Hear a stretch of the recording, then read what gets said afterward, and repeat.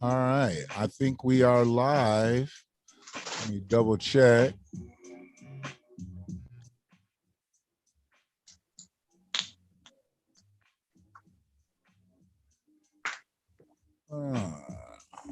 I believe we are.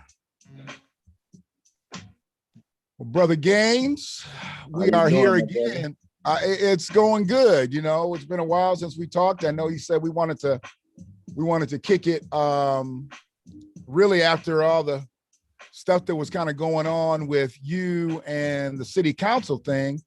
I really wanted to see how that was all going to hash out.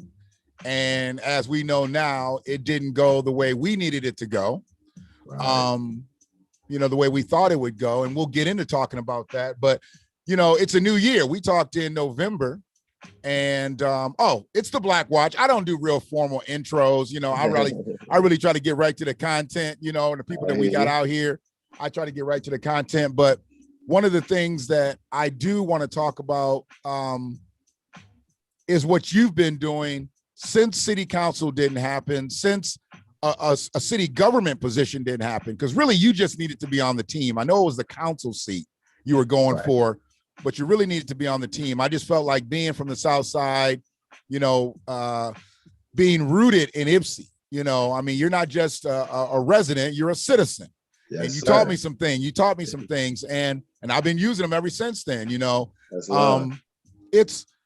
It's more than just being an occupant or a resident. To be a citizen of somewhere means you really care about the community at large, the village, as I call it. And some of the stuff that I saw you do before the election, before the campaign cycle, I didn't see from other city council candidates, you know, some who became city council members. Right. I didn't see from the present mayor, who was a city council member, you know, and this isn't to throw shade at anybody. Let me just make this disclaimer so we ain't got to keep saying it over and over. Right. This is not about exposure. This is not about throwing shade. This is not about being negative to anybody, but we're going to tell the truth today. Yes, sir. I mean, we tried to keep from hurting anybody's feelings before, but at this point, I don't think it's really about feelings. I think what's right is right, and that needs to come out. So I'm looking for that to come out. And I just want to make sure that everybody that I got going here, hold on one second, make sure my chat is right. And I appreciate you for saying that, because I feel the same way. You know, when I hear people take it as bashing people sometimes, and I'm saying, no, I'm just speaking about what they're doing and not doing in the position, you know, that they're in. It just is what it is. It is, and that's to me, I think we should be able to talk about this stuff as grown folks, but for some reason we've got this cancel culture, and people think that just because you're talking about somebody, you're trying to cancel them, you're trying to get rid of them, you're trying to replace them. And that's not what this is about. This is about what's right needs to be brought out, and what's wrong that's happened.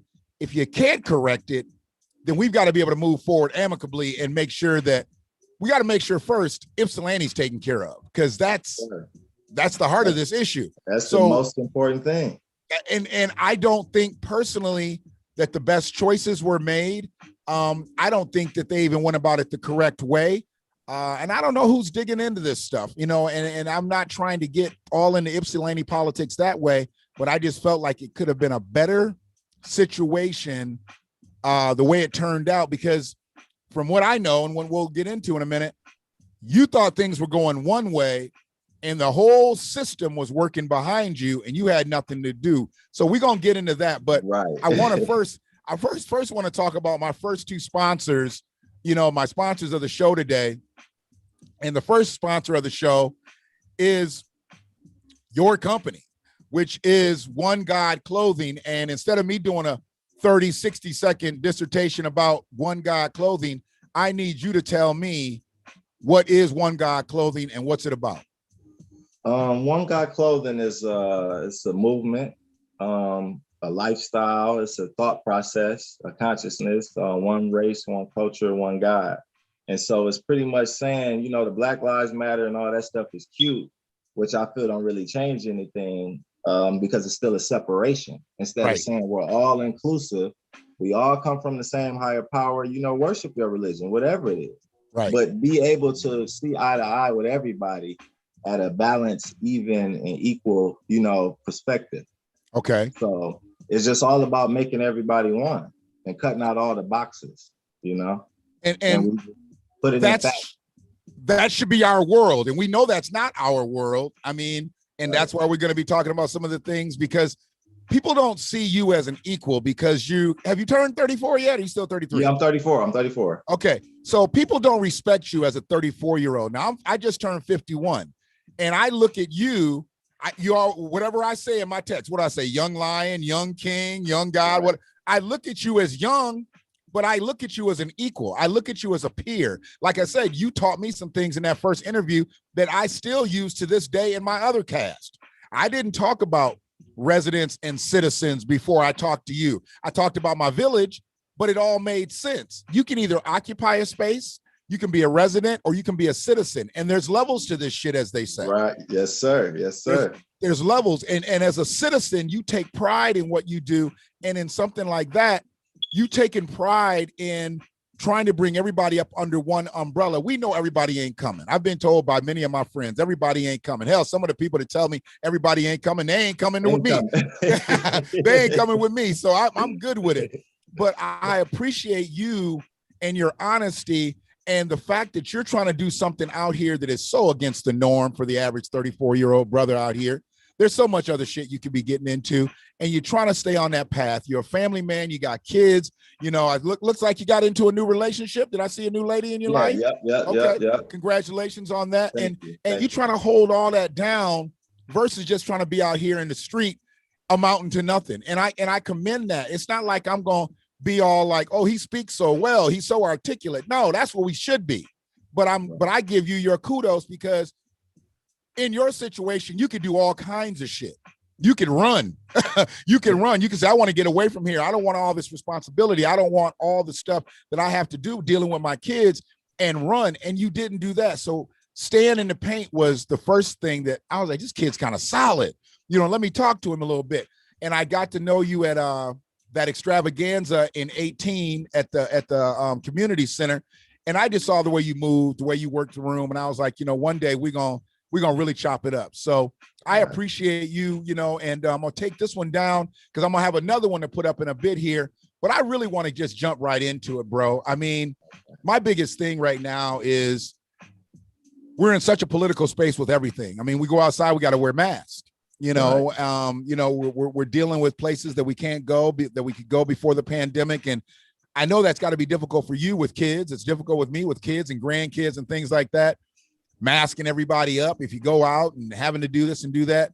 But the city of Ypsilanti is our main focus today. And what I'm seeing in Ypsilanti and with the politics, it seems a little circumspect. Now, just take me a little bit back to what happened, or why didn't city council happen the way it was supposed to happen, in your words? And we online, you can cuss if you need to do whatever you need to do what you need to do, because this is our thing here. You know, nobody's going to come take this down. So do what you need to do. Yes, sir. I appreciate this too. From my perspective, I feel like overall, when you have somebody who's really there to make a change and they're speaking on the things that would really make a change, like the difference between a resident and a citizen, something so small. And so me creating the Our Community Cleanup Crew for the youth, our community is educating them and giving them a sense of this is mine. So I need to take care of it. Everything I stood for goes against the grain of politics. And then I ran as an independent. And so, you know, we're 90-some% Democrats in Washtenaw County, especially within our area, the Ypsi area. So it's like I went against tradition. I went against, and then I'm speaking this one God thing. You got to think it's 27 churches in World War I, all Christian churches. So you got me coming and saying, we're all equal. And they saying, no, we're not equal to the crackers across town, this, and that. And then the thing with Beth, a lot of people, my approach went over a lot of people's head because I was willing to sit with her to talk about it. I'm never going to just jump aside. You know, I'm a grown man, you know, so I'm going to sit process everything, think it out, and go with, what's the best move, the most balanced move. Right. And I looked at it and said, wow, what she said, okay, we could pinpoint it, break it down. Okay, was it bad? Was it not? But we have an opportunity, Ypsilanti do, to change America. Right. We have a white person in power as mayor saying, you know what? I shouldn't have said that. Maybe I could be racist, but I'm willing to grow and I want to change. Right. That could have brought, because I tell people a lot of times, big homie, people voted her in. So however her energy was, it's people that matches that energy. So for her to say, well, I'm willing to grow. I'm willing to sit down and talk about it. We should have sat down and talked about it instead of cashed her out. Now all of those people who voted for her just go back into hiding. Well, and here's the thing there. So all the people that voted for her, and I'm sure all those people mirrored the same people that wanted her out of office when she made the comment that she made. What did y'all vote for? Did you not know who Beth was before? Because I've always said, I don't believe in, keep your friends close and keep your enemies closer. No, I'm going to keep my friends where my friends are going to be. My friends are always going to be where but I need to know where my enemies are. I need them as close as they can be. I need to know when they're making a move. So when she became an enemy, if she was an enemy then she was an enemy when y'all elected her in. What was y'all doing? What was y'all thinking? See my point? Yeah. So I said, no, let's not cast her out now. So my point was on me running everything that I spoke about. I felt it was balanced. It was the right way to approach it. Me running as an independent and saying, no, our people don't need to choose a side. We've been doing the Democrat thing. We've been battling Crips and Bloods. It's all the same game. We need to just think, sit still, tap into the inside of ourselves and think. Appreciate the land that we've been given, which is Ypsilanti. You're a citizen here. So everything I stood for, I feel like overall, to sum it up, it just goes against what the buildup of politics is. It's to keep people as residents, to keep people as sheep. Misplaced. That's where that gentrification word come into play. Right. And people just get bumped around, just like the slaves did back in the day. Same thing. And so, like I said, you got somebody who's speaking totally against it all across the board, from my clothing brand to the children's book to my programs I'm creating, more than the baby daddy program. I gave all my experiences and broke it down in bulletin to tap into us men mind, And so I can remember during the election, the first time I ran for city council, a lady said, I don't think you know what you're running for. City council deals with the budget. You're trying to change people and this and this and that. And I said, I understand it's to deal with the budget, but I want to do more because it's needed, And so you're right. A lot of people don't see me as a peer in the political world. But I like that. Now, the first time you ran, were you even 30 at that point? Yes. Okay. Yeah. You were just over now. 30. It was, I was about 32, I believe, 31 going on 32. See, they weren't going to respect you. What she was really saying was, you're too young for this type of shit. Right. That's what she was really saying. She really wasn't. I mean, because if it's about budgeting, what if you had told her, you know what, I went to school for accounting? What if you just broke that out on her? I mean, what's she going to say then? What's her next move there? Wow. She was saying that because you had a humanist approach to politics, that's not politics. See, a lot of people don't want to think about it. And that's where these new age politicians that are coming in, they've got humanist approaches, and that's why they look so crazy to the good old boy and the good old girl network, because those aren't humanists. They don't think that way. So, and that's what a lot of independents are thinking versus just like the standards of the Democrats and the Republicans. So I get it. Sorry about interrupting there. No, you're fine. You're fine. Did you get a chance to see Coming to America, the new one? I have not, and I appreciated all these motherfuckers who have just basically gave the movie away, because I can't get. I'm on Facebook, but not on Facebook. I'm on a 30-day ban right now.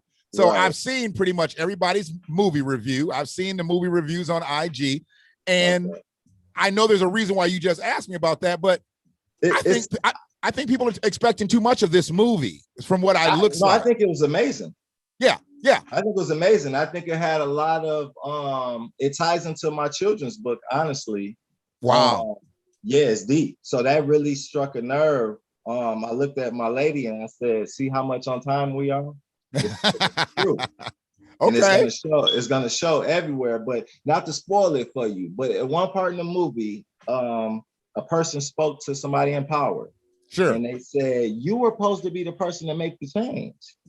Everybody believed when you got in the seat, you would make the change. And his response was, you want me to go against 100 years of tradition? This is the way it's always been. And that's exactly what we saw with me and Ipsy. And you see all around America and a lot of places in the world, you got people who coming in, like you say, on a human approach, saying this 1 + 1, this isn't right, so let's fix it. And they're saying, no, we have to wait and set up a meeting. And then in that meeting, they use a trick to start another meeting. And then you'll look up a year ago and you never fixed that one little thing that was so simple. Wow. You know? And so that's a lot of what I see in our local politics and our politics at large. Okay. It's just a different energy of people coming in now. Okay. You know, we're doing it our way, unapologetically. and I know that's a problem. And before I go any further, I definitely want to thank Rochelle. I want to thank Frida because they've been sharing the link. You know, one of the things about doing this has become such a thankless situation. And I've always felt this way. Anything that we do out here, when we get people that are on the team, on the squad, whatever, I always try to make sure that those folks are taken care of, you know, and Frida and Rochelle, you know, they've been sharing my links and things like that. And they're doing the same for us now on Facebook because I can't do it. I can't share anything. I appreciate Kenny for supporting today. We've got people that are going to bounce in and off this live, but more people are going to see this after the recording is over. And what you just said is so profound, and don't worry about spoiling anything or whatever. You know, I make a lot of jokes. Like, it's so funny that people, they watch a movie and then they just so quick to just jump online and tell everybody how much they didn't like it, or even how much they did like it. I don't care. It's a comedy, but I think most people's expectation was it's just going to be just like the one in the late 80s. No, it wasn't supposed to be. It's 30 years later for one. So everything's not going to be the same. Everybody's older. And what I liked was hearing the interviews about the movie. I didn't realize that every one of their scenes that they did with James Earl Jones, they had to fly to New York for all that because he doesn't travel anymore because of his health. So whatever they do, I'm interested in seeing how that worked, how it made it look like they were all still there. And they said there were some scenes they weren't even in the same room as him, but it made it look like that. So I'm into more of the stuff like that versus, I know I'm gonna laugh. I mean, there's too many funny motherfuckers in here not to laugh. So I know I'm gonna laugh. I tip my hat to Eddie for this one. Dude, he did it. He did it. I just don't believe that anybody like Eddie Murphy at this stage in his career is going to put something together where it's just going to be shit. You know what I'm saying? It's just not. Eddie Murphy's not going to put together. Thing I said. Yeah. He's not going to do it. He's not going to put together a golden child in 2021. You know what I'm saying? Golden. I mean, that was really to fulfill a contract for Eddie. Eddie knew that movie wasn't shit, but he had to do what he did because it was rolling in. And if any of us got that opportunity back then, we would have did the golden child too for the money that Eddie got paid back then for that movie.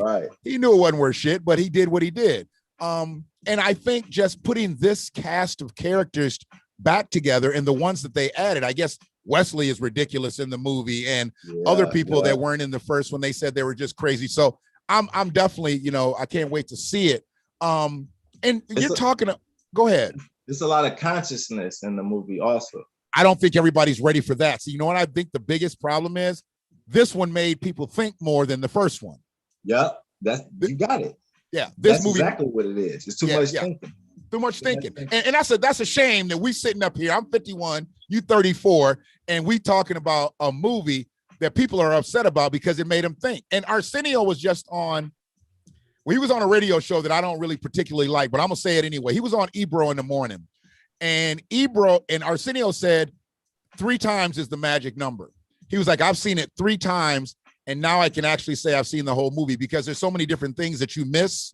He said, and so you see it at least 3 times, may take people more, but that's a person that was in the movie, Karan. It's really that deep. So when I see people with bad reviews about it, I say, well, you ain't conscious enough to catch. You're not gonna be intrigued by certain stuff. Like it was powerful for me. And like I said, it tied right into my book, like right on the money. And so it was just like, wow. And see, those are things right there that just lets you know that you're on the right path. Because I mean, for a movie, and I don't know how many tens of millions, up to 100 million possibly, that it took to make the movie. I know they made it at Tyler Perry's studio. I know they had to do this stuff with James Earl Jones. I know they used Rick Ross's mansion, you know, as a big thing in the movie. They did a lot of stuff. They brought what they said Eddie hired 6,000 black actors. So he put 6,000 people to work for this movie alone. And you trying to tell me that we don't need these type of people when we're talking about restorative justice, when we're talking about reparations? If Eddie can put 6,000 people to work just on one movie, how many people has Joe Biden put to work since he's been in office? I'm talking about real work, because you know they ain't going on Eddie Murphy's set and making $7.25 an hour, which is our national minimum wage. And they probably ain't even close to the $15 an hour. You making money when you want it, because a production like that has to be A1. And so when I look at that, the first thing that people need to commend Eddie for, I don't give a fuck about the movie. He put 6,000 black people to work flat out. That's deep. That's deep. Crazy. Just like Ice Cube with the league. Yeah. You See, know, people don't understand. What's the average? You a baller. What's the average of an NBA player? The career of an NBA player? I don't know that. 20. I thought they said 26, 27 maybe. So you're talking about, that sounds about right. That sounds about right. So you're saying if they go to college and stay all 4 years, they get out at 22, you got a 5-year window to do everything you're going to do in life that's going to be called a career. And the rest of your life, you're done. What if you don't make it up to that echelon of 25, 30 million a year to where you really get that big money? Ice Cube took people off the couch. He took people, you know, out of having to go get another job and put them into the big three. These just ain't all former all-stars that are playing. Yeah. These are people that might have been journeymen, and he's put them back into play where nobody else was looking to do that. Nobody else was looking to do that. And then he gets ridiculed because the league isn't what everybody wants it to be. It's like, dude, who else was doing it? Who else was doing something, you know? And then the guys who did play long careers and they don't want to finish up because you get that testosterone rush for so many years and then you drop off. These guys go through depression. They go through all kinds of stuff. I mean, hell, I didn't even make it into college football. I was depressed. The first fall that I didn't have to go to football camp, I was literally depressed. Right. Now, I mean, I had a good remedy because I was in Atlanta, Georgia. So there was some Georgia peaches down there that kind of kept my attention. But hell, I was 18. I didn't know what to do with all that back then anyway. But it was one of those things, man. I just look at people like Ice Cube, visionaries. I'm not against a Master P. I'm not against a Jay-Z or anybody like that who buys companies and make a lot of money off of them. But the one knock that I have on people like that is they don't put a lot of our people to work in their companies. They don't put a lot of our people in the paint. They buy existing companies that are doing well and they can do better, but they don't necessarily put people. So when you take what Eddie did and see that he put 6,000 black people to work, that's a ridiculous feat. And if you're gonna do something, and then they were talking about how they were forced to hire white actors, and I guess I didn't really notice there really weren't that many white actors in the first movie except people that were in their comedic family. Right. But they were forced by Paramount, I guess, to hire white actors. It's always this inclusion shit until it gets to us. Right. Right. They always want it's always got to be an inclusion shit. It's like that everybody gets a trophy shit. It's like, right, if they're not funny enough to be here or not engaging enough to be a part of the cast, why do we need to bring them on? But that was one of their contingencies, I guess, that they had to bring some people on. But that again, Tyler Perry's not forced to hire anybody because that's all Tyler Perry's shit, and that's a beautiful thing. That's a different, and they use Tyler Perry, but when people talk about Tyler Perry's movies, okay, I get it. But Tyler Perry did that self-contained. He didn't have to fly to LA and do it at Universal Studios or Paramount or whatever. So think about that, big homie. You got Tyler Perry who land they on, but you got Eddie Murphy who hired 6,000 people. How many people did Tyler Perry actually hire? Right. So it's like the brothers who actually doing something they always get that's the name of the story of Jesus. Mm-hmm. It's the name of, it's the name of the game, so it don't bother me. It don't bother me being with quote unquote a black sheep in politics. Sure. I love it. I love to walk in a room and know there's nothing I've done so far that will sell out people. Right. And I know looking in the eyes of all the other politicians in the room, they all have done something, that will go against the grain that can hurt people at large. Right. So to me, it's just so important. I just don't see how people can make decisions so openly and easily, and it affects so many people. I take that very, very serious, just spiritually. I guess IPSI is always going to be IPSI, but if they want real change, don't they have to get real change from people who are from IPSI? From what I'm seeing, IPSI is being run by a lot of people who aren't citizens of IPSI. Yes, sir. That's a problem. I believe. Can I say something real deep? I was about to give you the whole floor on this one. When I went for the second part for the city council seat, when it came time to turn in our applications and do our interview, the night they're gonna choose who's gonna get the seat. Right. They let Amy or Annie, whatever her name is, Somerville, a white lady who's only been living in IPSI, I believe, 5 years, set the motion to appoint the other guy for the Ward 1 seat. In 1960, the South Side was 98% Black people. So this was the side of town that they gave, for us to build, to do something. Ironically, my mom. Redlining. I'm sorry, I'm back. Okay. So where was I at? I'm sorry, Amy Somerville. She yeah. So she set the motion, to choose for them to choose him to overseer, to be the city council member over Ward 1. And to me, I said, wow, they would look at me and say I sold out because I wanted to sit with Beth. But Nicole Lois sat there and let a white woman who's not even from IPSI set the motion on who's going to sit in the seat for the South Side. That blew my mind. I don't know everything. I only know some of the things that I've read. I don't know everything about this, but isn't Lois from the South Side? To my knowledge, I was told she's from down south, and she's been living here a long time on and off. Okay. But yeah, she's from the South Side. Yeah. But her position, her original position was Ward 1. Yes. Okay. Yeah. So yeah, as far as because she's in her 70s, I believe. So she possibly did come from somewhere else, early in her life. But I don't know how long she's technically been in IPSI, but I know she's done at least 2 decades on city council, I believe. Yeah, she's about 20 years in now. Okay. Yeah. So they looked at you as a sellout because you tried to make sense of, because truthfully, it looked stupid with Beth. I mean, yeah, I lobbied for her to be gone too, because I lobby against white supremacists. But I looked at like, hey, I didn't vote for Beth. They did. So they had to know what they had, or did they just vote and get their sticker when they was happy with what they got? I tell people this all the time. During the election, when she ran for mayor, which was the last election, not this past one, but the one before, the Democrats in our community, I'm not going to drop no names, but the people in power from the county level, state level, whatever, they all told me, do not vote for Ann Brown, the Black woman.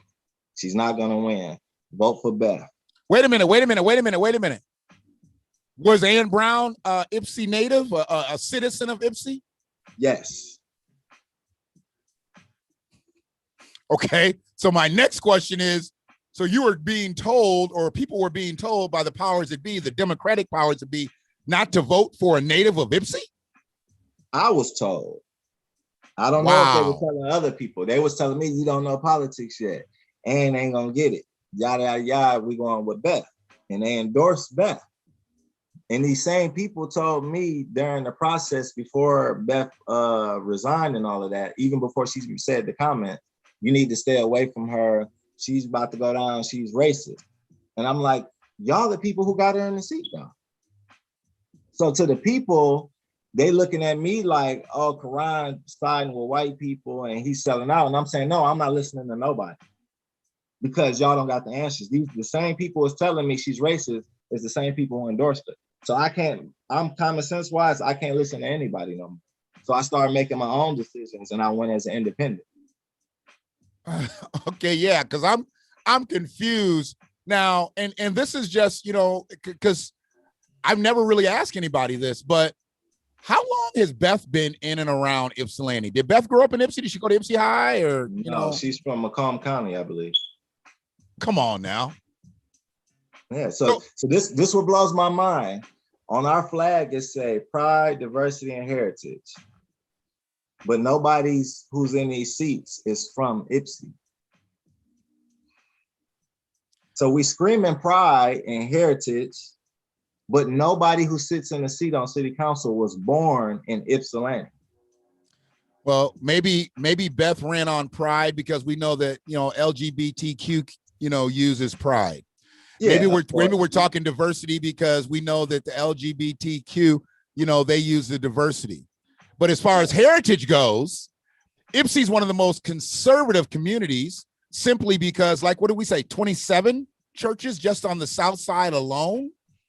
That's got, and those are black churches. Let's be clear. Yeah. 27 black churches. Now, you coming up when you came up, I'm coming up when I came up. What happened when a black person, when a gay person came to your church or to a church that you were attended to? They were ostracized. Right.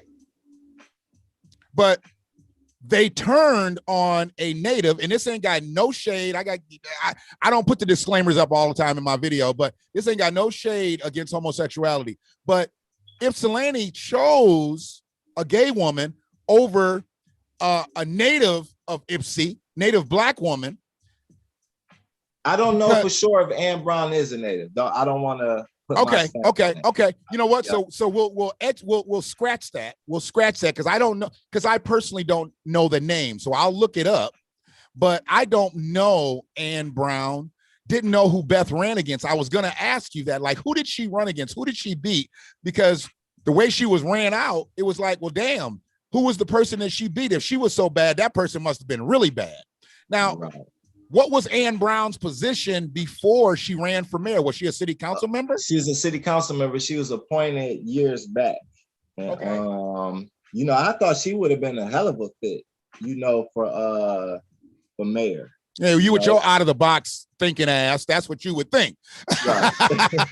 You know, but if you want to just play, I think everybody really wants to play to what it is. I mean, we don't want to make no change out of here. We just want to make it look good. We don't want to make no change out here. We just want to make it sound good. We don't want to make no change. Yeah. Because the name of the game, that was so hard for me to process, was honestly understanding the foundation of politics and policing and the reason why courts were built. It was all during the transition of slavery to keep people enslaved. Right. So while I'm trying to make all these changes and coming with all these thoughts, they like, no, you ain't gonna fit in this.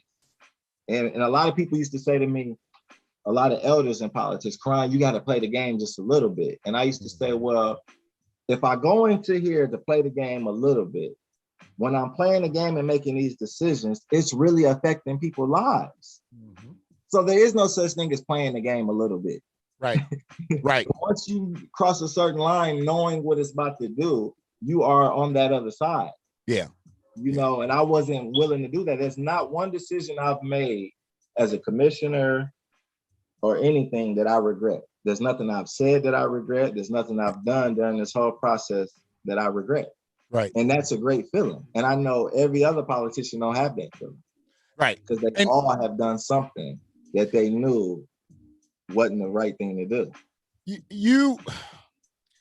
And it's refreshing to talk to you, but it's also very insulting to know that you brought that type of fare to the table and it was actually knocked down, to just go with the status quo, to stay with, you know, what's been working or not working, as it were. You know, looked at as an independent, nobody knew how to gauge you. You're a black man from the South Side. Why wouldn't you be Democrat? You know, the crazy thing is they would have had all kind of smoke for you if you said you were a Republican, but they didn't even know how to gauge you as an independent. As a free thinker. You're just a free thinker. You're just saying, I'm a free thinker here. But see, if you had came across and said, you know what, I'm gonna go on the conservative end, you would have automatically been ostracized, you know, because you just can't be a conservative. Now, I have a hard time with black conservatives because I don't think we have enough as a collective to be conservatives. There's people out there that may have it, and I can understand their thinking, but as a collective of people of African descent, we don't have enough in this country to be conservative. I think we need to, we need to conserve what we have, but we obviously need more. And as you talked about policing, people still have this mentality of being scared of police. You know, and I'm sorry, but we shouldn't even see police unless a law is being broken, because they should be out trying to find crime or solve crime, but they shouldn't be just lurking in our neighborhoods. You grew up on the South Side, you know, when the rollers came through and they was just rolling through, if there hadn't been a crime committed, why the fuck are you riding through here? Yeah. And I tell people this all the time, hanging out, and, you know, I hung out in the Green for a long time. And, you know, I still pull up, still got friends over there. Sure. And I say, imagine what it does to the kids' minds when they see the horses walk out here. You know, every now and then the police will walk out there with the horses. What horses? So in the kids' mind, they seeing the horse, they're happy. They got Mounties? Yeah. Big horses, huge horses. I didn't know that. And then they drive with the trucks on the grass, good grass. There's lawnmower, the lines be even, and they driving, just lurking through, driving on the grass. And I'm saying, what does that do to these children's mind? They're not looking for anybody? No, they just, like they say, they're just rolling through. They'll drive on the grass. Okay, wait a minute. So they're committing an unlawful act by driving on the grass. Yeah, they're not looking for nobody. They just riding through. So the law is above the law at that point. Because if I do that, if I get out here in my old ass truck and go through the Green right now and drive in those same tire tracks that they're driving through in their SUV, I'm getting pulled over. Right. Wow. Wow. Now, is this county? Is this county or is this county? Okay? Yeah. Okay. So that's some of Jerry Clayton's people. So, you know, and I've got consistent heat for the administration for WCSO because I just don't think that they've done enough in their 12 years going into their 13th year. I don't believe they've done enough for Washtenaw County, and I definitely don't believe that they've done enough for the city of Ypsilanti. You know, I don't see county a whole lot in Ann Arbor. You know, you see them in the outer areas, but I don't see them in the city too much. I never thought of that. I've never seen Washtenaw in Ann Arbor ever. No, they don't fuck around too much in Ann Arbor. Ann Arbor's police department is pretty strong, but one of the things I do see, I see them patrolling through the city of Ypsilanti, not the township, but the city of Ypsilanti. Just like, you know, they got this out here, but I thought Ypsilanti has its own police department. So what do they need your help for? Or what do they need your reinforcement over here? Because truly you ain't doing nothing but scaring those who do get scared. Too many niggas. And that's the thing that they need to go on and say that even with the gentrification that has happened in Ypsilanti, it's still too many niggas and they don't want that. They don't need that. So they're going to try to disperse anything. I remember back in the day, they used to say we couldn't stand on a street corner. Well, why can't we stand on the street corner? I mean, those people are standing on the street corner and those people are standing on, why can't we stand on a street corner? Right. You know, and they would only say it to black kids. They wouldn't say it to white kids. They would only say it to black kids. Now you see different pockets of people. You know, we've got Latino pockets and we've got Asian pockets and we've got, when have you ever seen a roller come up to a whole group of Asian kids or a whole group of Latino kids and tell them to keep it moving? They don't. They wave. They wave to them. Yeah. They wave to them. They might, you know, But black kids, hey, how's it going? What are you guys up to? None of your fucking business what we're up to. We're not committing a crime. You know, you're not in pursuit of any of us right here, or we'd be running probably. You know what I hate? When an officer pull you over and ask you where you were going. Like, it don't fucking matter where I was going. I was going in circles. That's right. where I was. I got the right to do that. Like, exactly. It doesn't make any sense, but these are the things that they've put down, and nobody is free thinking enough to stop them. Just like, okay, so here's the thing. I've come to a few meetings over at that community center on the South Side. I'm sorry, but why do every time I get there, I can't find a parking space, so I generally park down the hill, this, that, and the other. But then all the county vehicles are parked up on the damn sidewalk, or half the vehicle is up on the sidewalk or whatever. Isn't that illegal parking?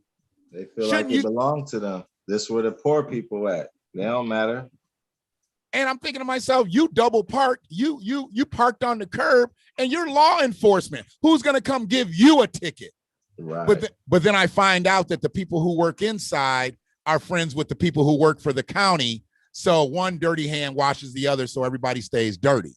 Yeah. And I just leave it alone. You know, I remember I came to they had one of the cannabis meetings, and I want to talk about that in a minute. They had one of the cannabis meetings over there, and Lois shut me down. She shut me down twice when I tried to bring up questions. One, because obviously, you know, they didn't like what I had to say, because what I was saying was positive about cannabis businesses coming into the city of Ypsilanti. One, Ypsilanti needs the revenue. And two, Ypsilanti, if you're going to allow the city to be gentrified, if no Black people want to get into the cannabis business, at least let these people who do come in with their cannabis businesses do things for the city. Because I know personally 2 of the dispensary owners that have done things for community projects in Ypsi that I ain't seeing none of the Black businesses do. And I ain't seeing none of the Arabic businesses do. And I ain't seeing none of the Palestinian businesses do. But I've seen those 2 dispensaries owned by white people do things in the community. Why wouldn't you want those times 10? But see, you know, if you want politics to stay the same way, you're not going to do those things. You're not going to listen to those things. But see, they were criminalizing and demonizing cannabis the same way it had been demonized for the last 100 years. But here, people that are running into the town now, and like I was telling, I can't remember, I think it was Senator Irwin, yeah. I was telling him back in the day, you know, I saw lowriders. I saw 28-inch rims on the South Side. Now I'm seeing Priuses. Now I'm seeing Teslas. Right. And them cars ain't being driven by Black people. You know what I'm saying? Yeah. I mean, they're not being driven by Black people. And so if they want to talk about how Ypsi is changing, yeah, y'all getting uprooted. It's not the same thing that like Ann Arbor, Black people getting priced out of the game.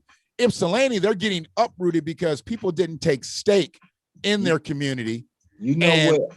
Okay, I'm sorry. Go ahead. No, I'm good. Okay, well, one of the turning points for me, this was what was said to me. It was a Facebook comment I made where they had posted a picture and they tagged, I believe, Nicole, Irwin, and a few others, Lois and a few others, and it was about the rebuilding of the walls at the center. Okay. And so I commented and I said, the walls were already fine. What new programs for the minds of the kids do we have? Right. And are these new walls for our kids or the kids to come? And they say by me commenting on that, I lost the votes I had on city council. Really? I said that was a very great question. So, okay. So wait a minute. So every time you bring up substantive stuff, you get shot down like that with your peers? That's what was said to me because that's what they hit me with. Dang, you had 4 of the votes on city council. Why did you comment on that on Facebook? And That was the excuse. And I said, well, it was a great question. And the person who I'm talking to said it was. I said, so why the hell are you talking to me about it? It reminded me of the Monique situation. With Steve Harvey. Yeah. It's like I understood what Steve Harvey was saying on so many levels, but then when Monique spoke again, it's like, yeah, at the end of the day, when are we gonna go with what's right? Yeah. Point blank, period. Like it should just be a period. If you can't tell me that, bro, you right. What you saying and speaking on is the real stuff. And then in the next sentence you say, but you shouldn't have said it. So I shouldn't have spoke the truth. What side? And then I had to question that person. What side are you on? Because I thought you was a fighter. You know, is Ipsy really just turned into, or really, it might have not turned into this. It might have just been this. It's just being exposed now because things are so lightning fast with the internet and social media and stuff. Is Ipsy just turned into a spot of symbolism to where really things don't really have to be? We just got to make it look like they are. Yeah. Yeah. And then this, you know, the best way to do that, you got to put black faces in the seat. So we got a black quorum for the first time now in Ypsilanti history. But what noises they making? What have they done for black people? The only thing they've done is voted for a damn mural that we don't need. Okay. All right. God damn it. You know what I'm saying? I forgot about the mural. You know, I was going to bring that up, but I forgot. So, okay. I think you know where my stance is with Black Lives Matter. We've had a couple conversations about this. I've never really been on this Black Lives Matter shit, not the way that people want me to be, at least. I disagree with it 100%. I look at it now in such a different way. I wasn't on it before like this. Okay. Why do I need to say Black Lives Matter? Why do I need to chant that? Why do I need to sing that? Why do I need to march for Black Lives to matter? Because we're only talking about this because of the rash of Black people that have been killed by law enforcement or race soldiers in general.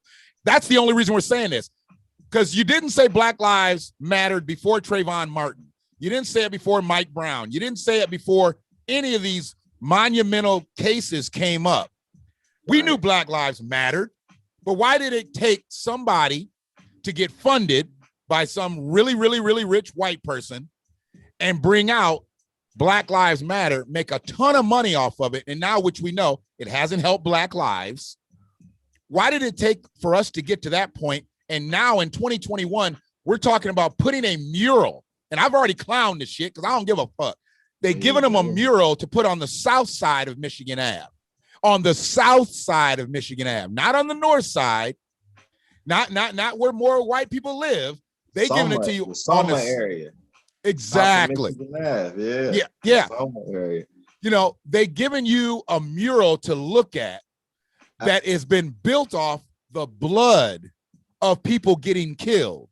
And I believe it's disrespectful and it's contradictory, because why are you putting Black Lives Matter signs where Black people live? It's supposed to be on the other side of town, saying it to them. Period. Why do we need to say that to each other? See, that's very much like the spirit of the south side of Ypsilanti. You got 27 churches worshiping the God. Take that worship and go somewhere else with it. You're supposed to go out into the kingdom and go find sinners. They don't go out into the kingdom looking for sinners to bring them into the kingdom. Right. They just fleece those people who come every week and catch the ones who've fallen off and get thrown in and hit the altar. See, once I learned the whole cycle of church, I just said I couldn't deal with it anymore. I mean, will I ever step into a church? Sure, I'll step into another church, but I can never be a member of a church now knowing its cult-like behavior, now knowing that it's really not about saving sinners. Right. Church is a business. Church is a business. And I tell people, like on the movie on The Matrix, when he was walking down the street with Neo on the first one, and he froze everything. He said, "Look around. What do you see?" You had the priests walking by. You had the policing. You had the schooling. Church is all one system, ran by the same people. That's why church is a nonprofit or 501c3. It's still funded and created through the organizations of the same people. So it's not there to help nothing. It's there to go along with the same system that they created to get the results that they get. So like you say, we got 27 churches in the area with so much poverty, so much drugs. And no, it's not so much poverty now. We got people who own houses over there, and then the way people are moving in, you know, but as far as our people who've been there, who bounced from Perry School to Park Ridge to the townhouses, then they moved to the Green and back to the South Side, you know.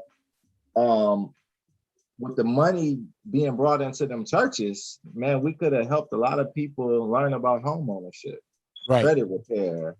So the money is there, the resources there, the buildings are there, the information in the minds, you know, and that system, our people, anytime you go up against the system, you know, I didn't learn, what I'm trying to say is I didn't learn how programmed people is until I ran off. Okay. I had people say to me, I'm straight ticket. I'm Democrat. So if you on there as a Democrat, then I got you. And I'm just like, I asked one guy, I'm like, well, who all on there? I'm just straight Democrat, man. And it's like, damn, you don't even know what they're fighting for? Or wait a minute. And you got to think, my first election, it was a guy, I do not remember his name, but he was like close to 70 years old.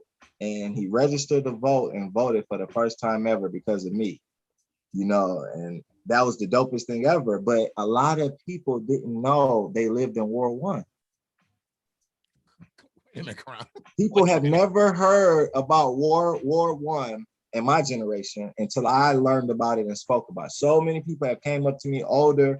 You got to think, I hit every door on the South Side, every election, every single door in World War I. And a lot of our elders, it was the elders who really didn't know. They didn't know who was representing them already. Nothing. It's just like, I'm a Democrat. It's like Christian. I'm a Christian. I'm a Democrat. I don't got to prove nothing. The book might make sense to you. It might not. But hey, this is what it is. If you ain't with the program, then you're the devil. Wow. So what would you say right now is the percentage? Because I know Southside has been gentrified ridiculously. What would you say the percentage of non-Black families to Black families, where's that change been, you know, the percentage wise in the last couple of years? With 1960, like I said, they statistically, they said it was 98% Blacks. I think it has dropped to probably 69% to 69 to 75% still Black. So you're talking that they've lost almost a quarter to a third of the Black families out of Ypsilanti. Yeah. Or I'm sorry, is that the South Side or is that Ypsilanti in general? That's World War I South Side, yeah. South Side, okay. Yeah. Now, South Side, because you know, South Side wasn't a destitute area. There were like a lot of homeowners over on the South Side. You know, there were subsidized communities, but there were a lot of homeowners on the South Side. Now, for the people that own their homes, what happened.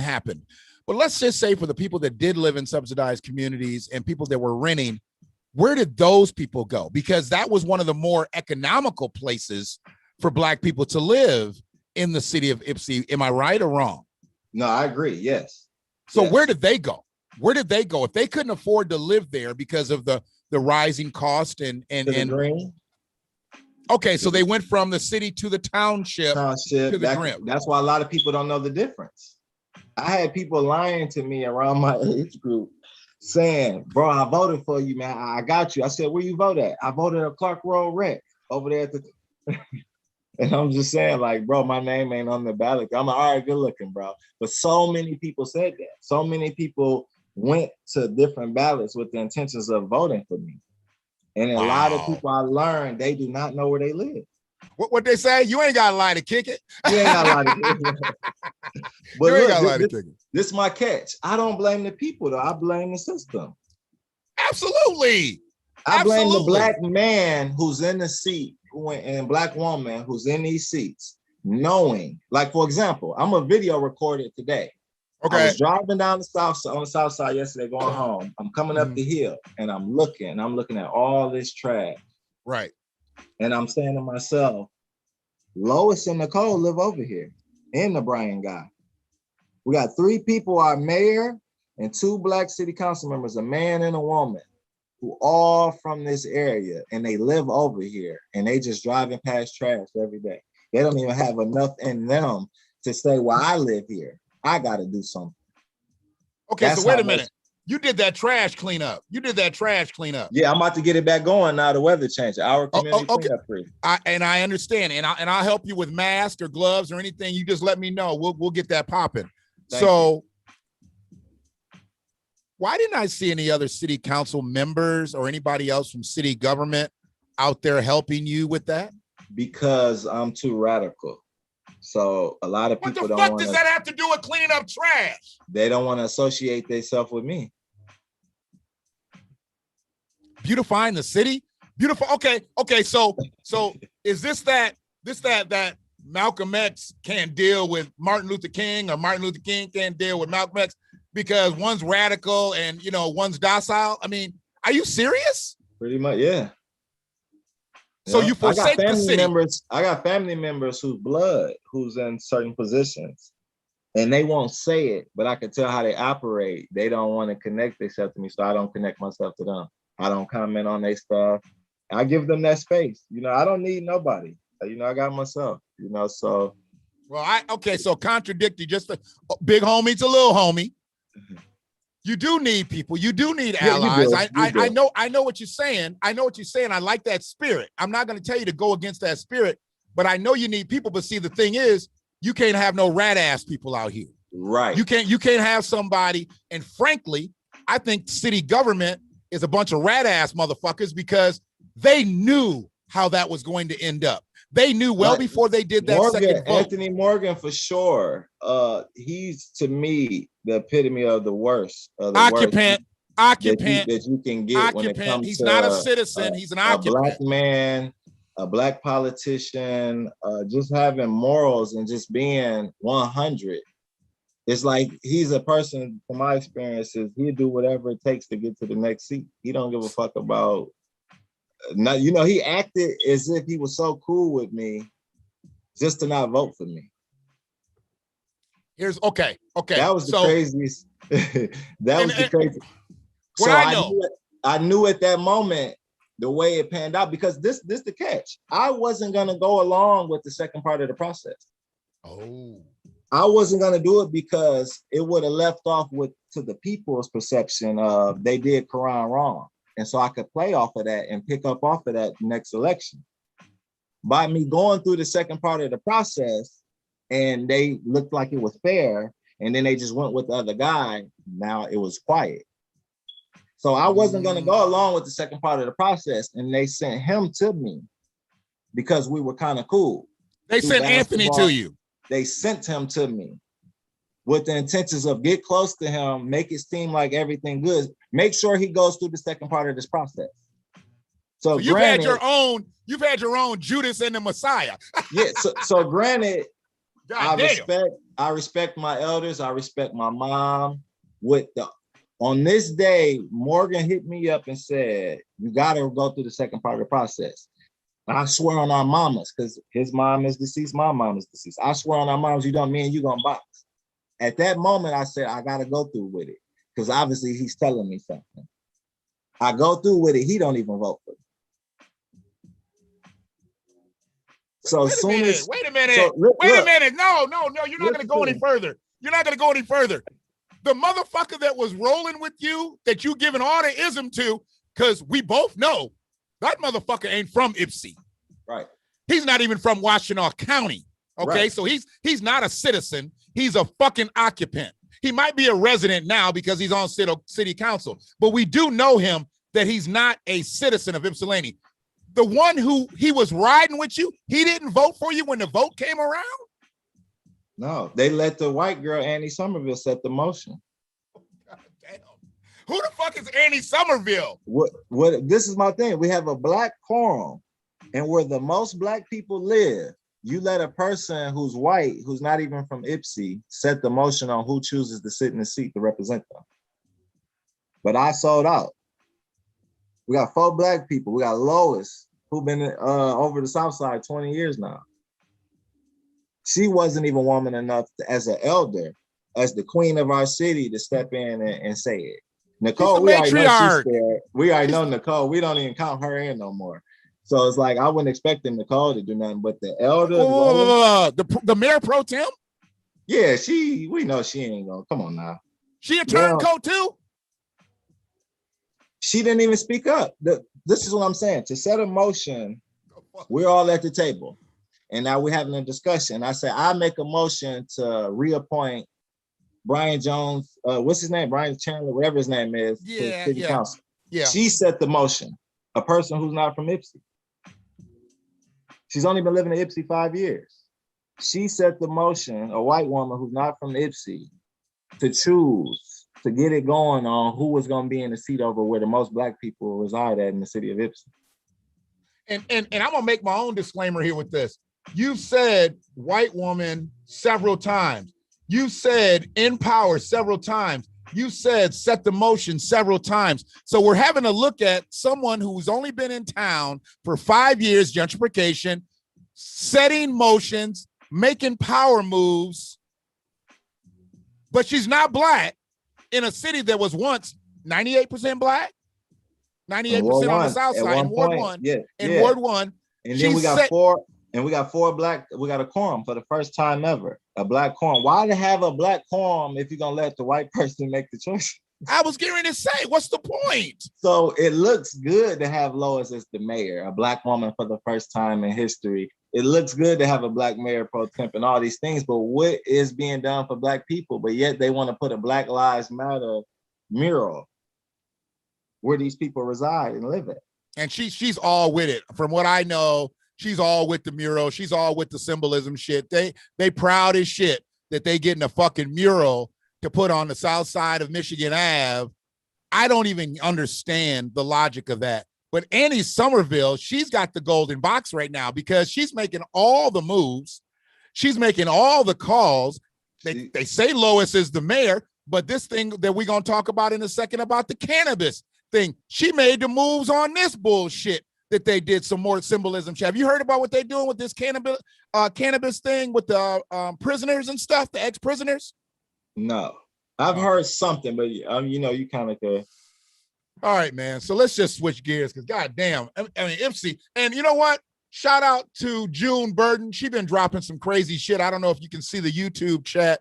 She's been dropping some crazy shit. And she basically said, I'm going to run her back up. She says the fact that Ypsilanti was greatly impacted by the war on drugs, but did not make up any of the CRB businesses. What are CRB businesses? Is that cannabis related? I'm not sure exactly what CRB is. Problematic for me. She says, I don't know. Is it pertaining to Black? I think it might be something pertaining to. Okay. I don't know. Okay. Don't know. And it says the fee keeps POC, which is saying people of color, out of the business. No, it probably keeps people of African descent out of it. People of color can probably get in. Indians can probably get in. Arabs can probably get in. Latinos can probably get in. Because see, even Latinos are poor, but they can go right up to the Washtenaw Credit Union on Michigan Ave there, and they can get a loan. They can get loans and shit because they're a part of that DACA shit. So that's one thing that she said. How about infrastructure, building businesses? Yeah, that's Rochelle. I get it. She said churches are hospice for people, whose souls are terminally ill. That's true. It says in order to be at a 501c3, they have to preach the same way that they did back in slavery to keep the sheep asleep. I like June be coming with some nuggets and shit. And then she said, when I saw Karen running down Calder Ave, I knew shit was changing. Real shit though. Okay, cannabis related businesses. So she did clarify. And I know that that's true because being deeply entrenched in the cannabis game and not being a licensee in this area, the lack of capital has kept me from being on that other side. The lack of resources has kept me from being on that other side. Not the lack of ambition, the lack of skill, the lack of just knowing that my shit is dope. But when you don't have the proper resources to be able to align yourself, it's tough out here. And have I tried to align with other people that are in the cannabis business that look like me? Absolutely. But see, they align with people that don't look like us. So that's a whole nother discussion. But yeah, let me bring this up. Let me bring this up. Oh boy. Oh man. Yeah, we done kick some good shit here. I mean, but I didn't know if you knew anything about this. Widen this. I'm gonna share a screen. What do we got here? Oh, you know what? I need to do this. Downloads.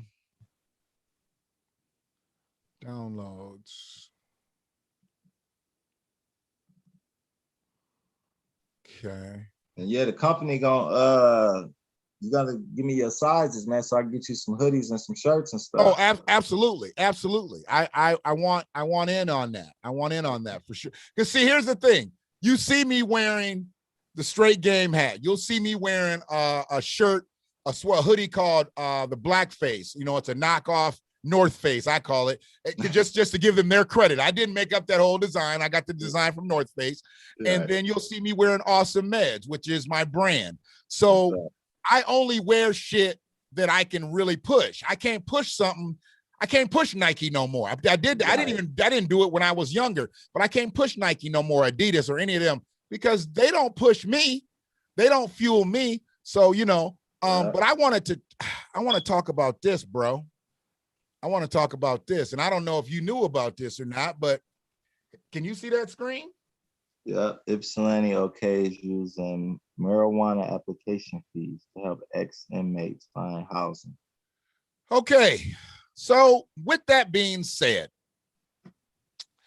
what's happening right now is they're taking the, go ahead. Can I say something? Absolutely, absolutely, because it's your town.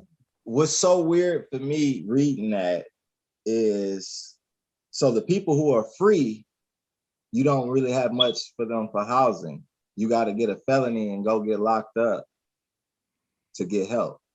Well, there are some intricacies to the program, and I'm going to break down how they're going to help ex-inmates. These are not people that are directly affected by cannabis. These are just people that are re-entering society. So anybody re-entering society with any type of conviction, they're going to be able to work with the funds that have come through the Ypsilanti marijuana application fee process. Okay. So I learned about this probably a week before it happened. I didn't understand what it was happening, so I didn't even say anything. I waited for this to come out, and then I looked. The crazy thing is, the first name that I see in this article is who? Annie Somerville. Annie Somerville is pleased as punch as Ypsi OKs using marijuana application fees to help ex-inmates find housing. And I'm like, okay, so I know it's on some symbolism shit, because we're not going to be talking about people that were directly affected by cannabis convictions. We're just talking about anybody re-entering society. They're going to use application fees. Now, do you know how many application fees or how many applications were put in the city of Ypsilanti? Do you know that? No, I do not.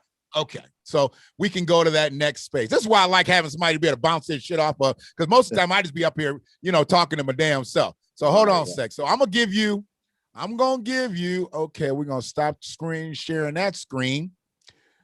So I'm going to give you, I'm going to show you how many people there are. And we're going to get rid of everything. We're going to share this screen. It's a little slow for people that are just jumping on or that are in here. Anybody that knows that I'm well more advanced than I was just a week ago, but I'm working it. So we're going to stretch this out. The city received 11 applications, Karan. Okay. Can you see that? Can you see that? Yeah. They received 11 applications. Now think about it. Think about it. I am a cannabis partaker. I am a cannabis cook. I am an alternative medical practitioner. I've been in and around the city of Ypsilanti since about 2015, working with cannabis. Okay. On the more legitimate side, probably about 17. That was really when Awesome Meds came about. I was doing something called Meds R Us before, never really took off. Awesome Meds was able to do something. Okay. So we took in 11 applications, says the city, right? That's in 2020, because before that, you know, because you was in government, they weren't allowing anybody in. They weren't taking any applications. They had opted out of the medical marijuana business. Now we're talking recreational. So that's $5,000 a piece, giving them $55,000, a whole whopping $55,000. Okay. From that, a total of $44,000 goes towards the general fund. I have no idea what the fuck the general fund is, but maybe we'll find that out one day. And then 11,000. I'm sorry, go ahead. What say it again? Pockets. Okay, so maybe that's that. Maybe that's that boomerang game. I know you boomerang gains, but maybe they got their own boomerang game. Okay. Right. So $11,000 will be used to promote social equity through community education and outreach on topics such as adult use marijuana, criminal justice issues related to the previous marijuana prohibition, said officials. Now, we know who officials is. That's Annie Somerville. Okay. From that $11,000, now they're gonna do a whole bunch of shit. They're gonna get rid of 44 and go put that in the general fund. Okay. You only got 55, but they're going to use 11 from that 11,000 after they've done the community education, the outreach on topics such as adult use marijuana, criminal justice issues related to the previous marijuana prohibition. They're going to take out of that 11,000, 5,000 will go to the Washtenaw County Housing Alliance for the purpose of assisting in the funding of reentry mitigation fund. That's the ex-inmates they talking about helping to get housing outside. What the fuck can $5,000 do to inmates coming out of jail? How can you? But big homie, when you read the title, it looks so good. It sounds so good. Ypsilanti OKs using marijuana. It looks so good. I'm tired of shit sounding good, Karan. I'm tired of it looking good. See, that's the problem. I done invited Ricky Jefferson on here. I done invited Ronnie Peterson on here. I invited Lois on here. Everybody that represents, everybody that's in power over Ypsilanti, I've invited them on the BlackWatch. None of the motherfuckers have accepted. You know what, goddammit? I can tell you because I ain't got to tell you shit. I'm going to get up out of here. Frida, she in the chat. Frida. So Frida has personally invited all of them to come on the BlackWatch. And she has, I think we had 9 or 10 emails for Ronnie because he actually opened them and gave us the thumbs up in one of the motherfuckers, didn't answer him. But then Ricky and Lois, they've been playing games. Lois act like she didn't know who I was. Then when Frida sent her links of me interviewing so-and-so and this politician and that politician, she act like she didn't know what I was and she didn't really want to give us a date. But see, they don't want to talk to me because they don't want to talk about this shit right real here. Shit. Yeah, because you're going to ask real shit. And so people going to say to them, don't sit down with him. He's radical and yada, and that's going to be the game. And that's what they do. That way they can keep people asleep. And it's unfortunate that they would do the city of Ypsilanti like this. It's unfortunate that they would hold these positions of power to literally do absolutely nothing. I mean, they're doing absolutely nothing. $5,000 to go to the Washtenaw Housing Alliance for the purpose of assisting in the funding. See, it's a whole bunch of fucking babble for the purpose of assisting in the funding. But you know what? Here's the thing. Why don't you just say you're really not doing shit with the money? Because $5,000 is not going to help anybody. Okay, for a family. Let's just say for a family. For you, for me. If we go looking for a house, we got to have first, last, and security. That's going to be $3,000 minimum. If we're looking at $1,000 joint, and it's hard to find $1,000 joint that's going to fit all the stuff that we got to have and our family in it. So let's just say we're looking at a $1,500 joint. Now we have first, last, security. Now that's $4,500 right there. So you telling me that you're going to give $5,000 for somebody and their family to be able to move to get housing, or are they only talking about single individuals that come out of jail that they going to give them a couple $100 to do what with? To do what with? What you going to do with it? I mean, seriously, if it's 10 individuals and you give them $500, how far is that going to go in their housing search? Ain't an application fee about $50 nowadays minimum? So you down to $450 already? Yeah, you down to $450 already. Don't get declined, then you got to go spend another $50. Now you're down to $400. You needed some gas to drive back and forth if you were fortunate enough to have a car. If not, you on an Uber or you on a bus. So you're going to spend at least $50 to $100 just traveling up and down the road house searching. See, they make this shit look like it's something until you really break it down, and they don't like it getting broke down. And when I break it down, people like Lois, people like Ricky, people like Ronnie and Ralph and Mike and all the motherfuckers they run and shit. See, I don't give a fuck. Exactly. Okay, June done dropped another one. Frida, what I need funding. Rochelle said I need funding for housing right now. Exactly. And what's good is that the affordable housing won't allow people with drug convictions to rent their complex. See, this is bullshit. This is bullshit. It don't matter what you say, but a person coming out of jail, if they got a drug conviction, even if it really wasn't the conviction that actually put them in jail, it might have just been that secondary conviction. They can't go get no public housing anyway. Right. So one of the things that I was talking to Senator Irwin about, and I was talking to Ellie Savitt about, was when these guys and these ladies get back into society, they need a seal of approval from the county, from the city, from the county, from the state, saying that they are backed. Because when you go out and you fill out an application and they ask you that magical question, have you ever been convicted of a crime? Or have you been convicted of a crime in the last 36 months? You always want to say no because you don't want that shit to come back on you. Right. But if you say no, that's an automatic decline. But if you say yes, that's an automatic decline. So you're damned if you do, damned if you don't. But what they need coming out of jail, once they've cleared all the protocols and got their paper right, they need something saying that the state of Michigan backs them up, and that should give them the same place in line that a person that does not have a criminal conviction. If they don't have a car, Lyft, Uber adds up. Yep. That's true. Yeah, I mean, we're talking about the application fees in the chat. They're talking about the application fees in the chat. But these are things to me that I think are hurting us the most, Karan. And I ain't gonna keep you here all night, but these are the things that are hurting us the most. One of the big problems is the symbolism thing.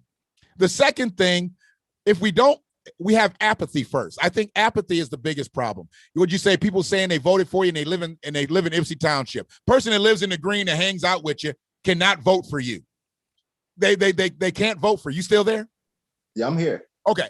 And they couldn't vote for you, but they want to say they vote for you because they want to be supportive. I get that. The secondary thing, the apathy, so you got the apathy and then you got the ignorance. There's a little bit of ignorance there when they say they want to vote for you or they voted for you knowing that good and well they didn't. But then the apathy, but then you have situations like this with the symbolism. The symbolism, it kills us because they want to do things and have things said about the city that are good, and they're really not. These things are not good. Saying that you got $55,000 and $44,000 is going to go to the general fund. Hell, I don't even care if they were going to say they were going to use all $55,000 for this, because I know that's not enough either.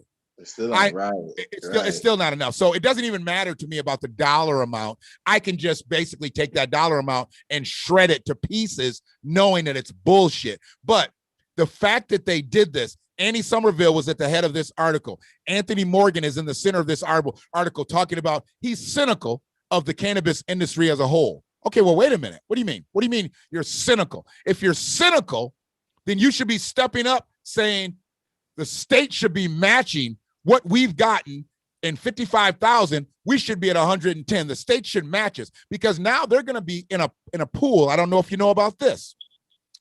There's a profit sharing pool for recreational or for cities that are opted in. So there's a profit sharing pool for all the money that comes into the state for cannabis businesses. And Ypsi will now get a little bit of that every year now. They could have been getting it before, but since they had opted out with ignorance by throwing people like me out of their meetings over at Park Ridge or silencing me and not answering my questions, because all I was saying was, Ypsi needs the money. Whether you like the businesses or not, they need the money. Y'all don't say nothing about the liquor stores. Y'all don't say nothing about all the other shit that goes on in Ypsi that's owned by other people. Why not let the cannabis businesses come in? See, go to the liquor stores on the south side of Ypsi and see all the trash out in front of them. Then go to the dispensaries on the south side of Ypsi and see all the trash out in front of them. It's a totally different world. The cannabis businesses don't have all that shit out in front of their businesses, but the liquor stores and the gas stations that are also owned by non-Black people do, and they don't say shit about them.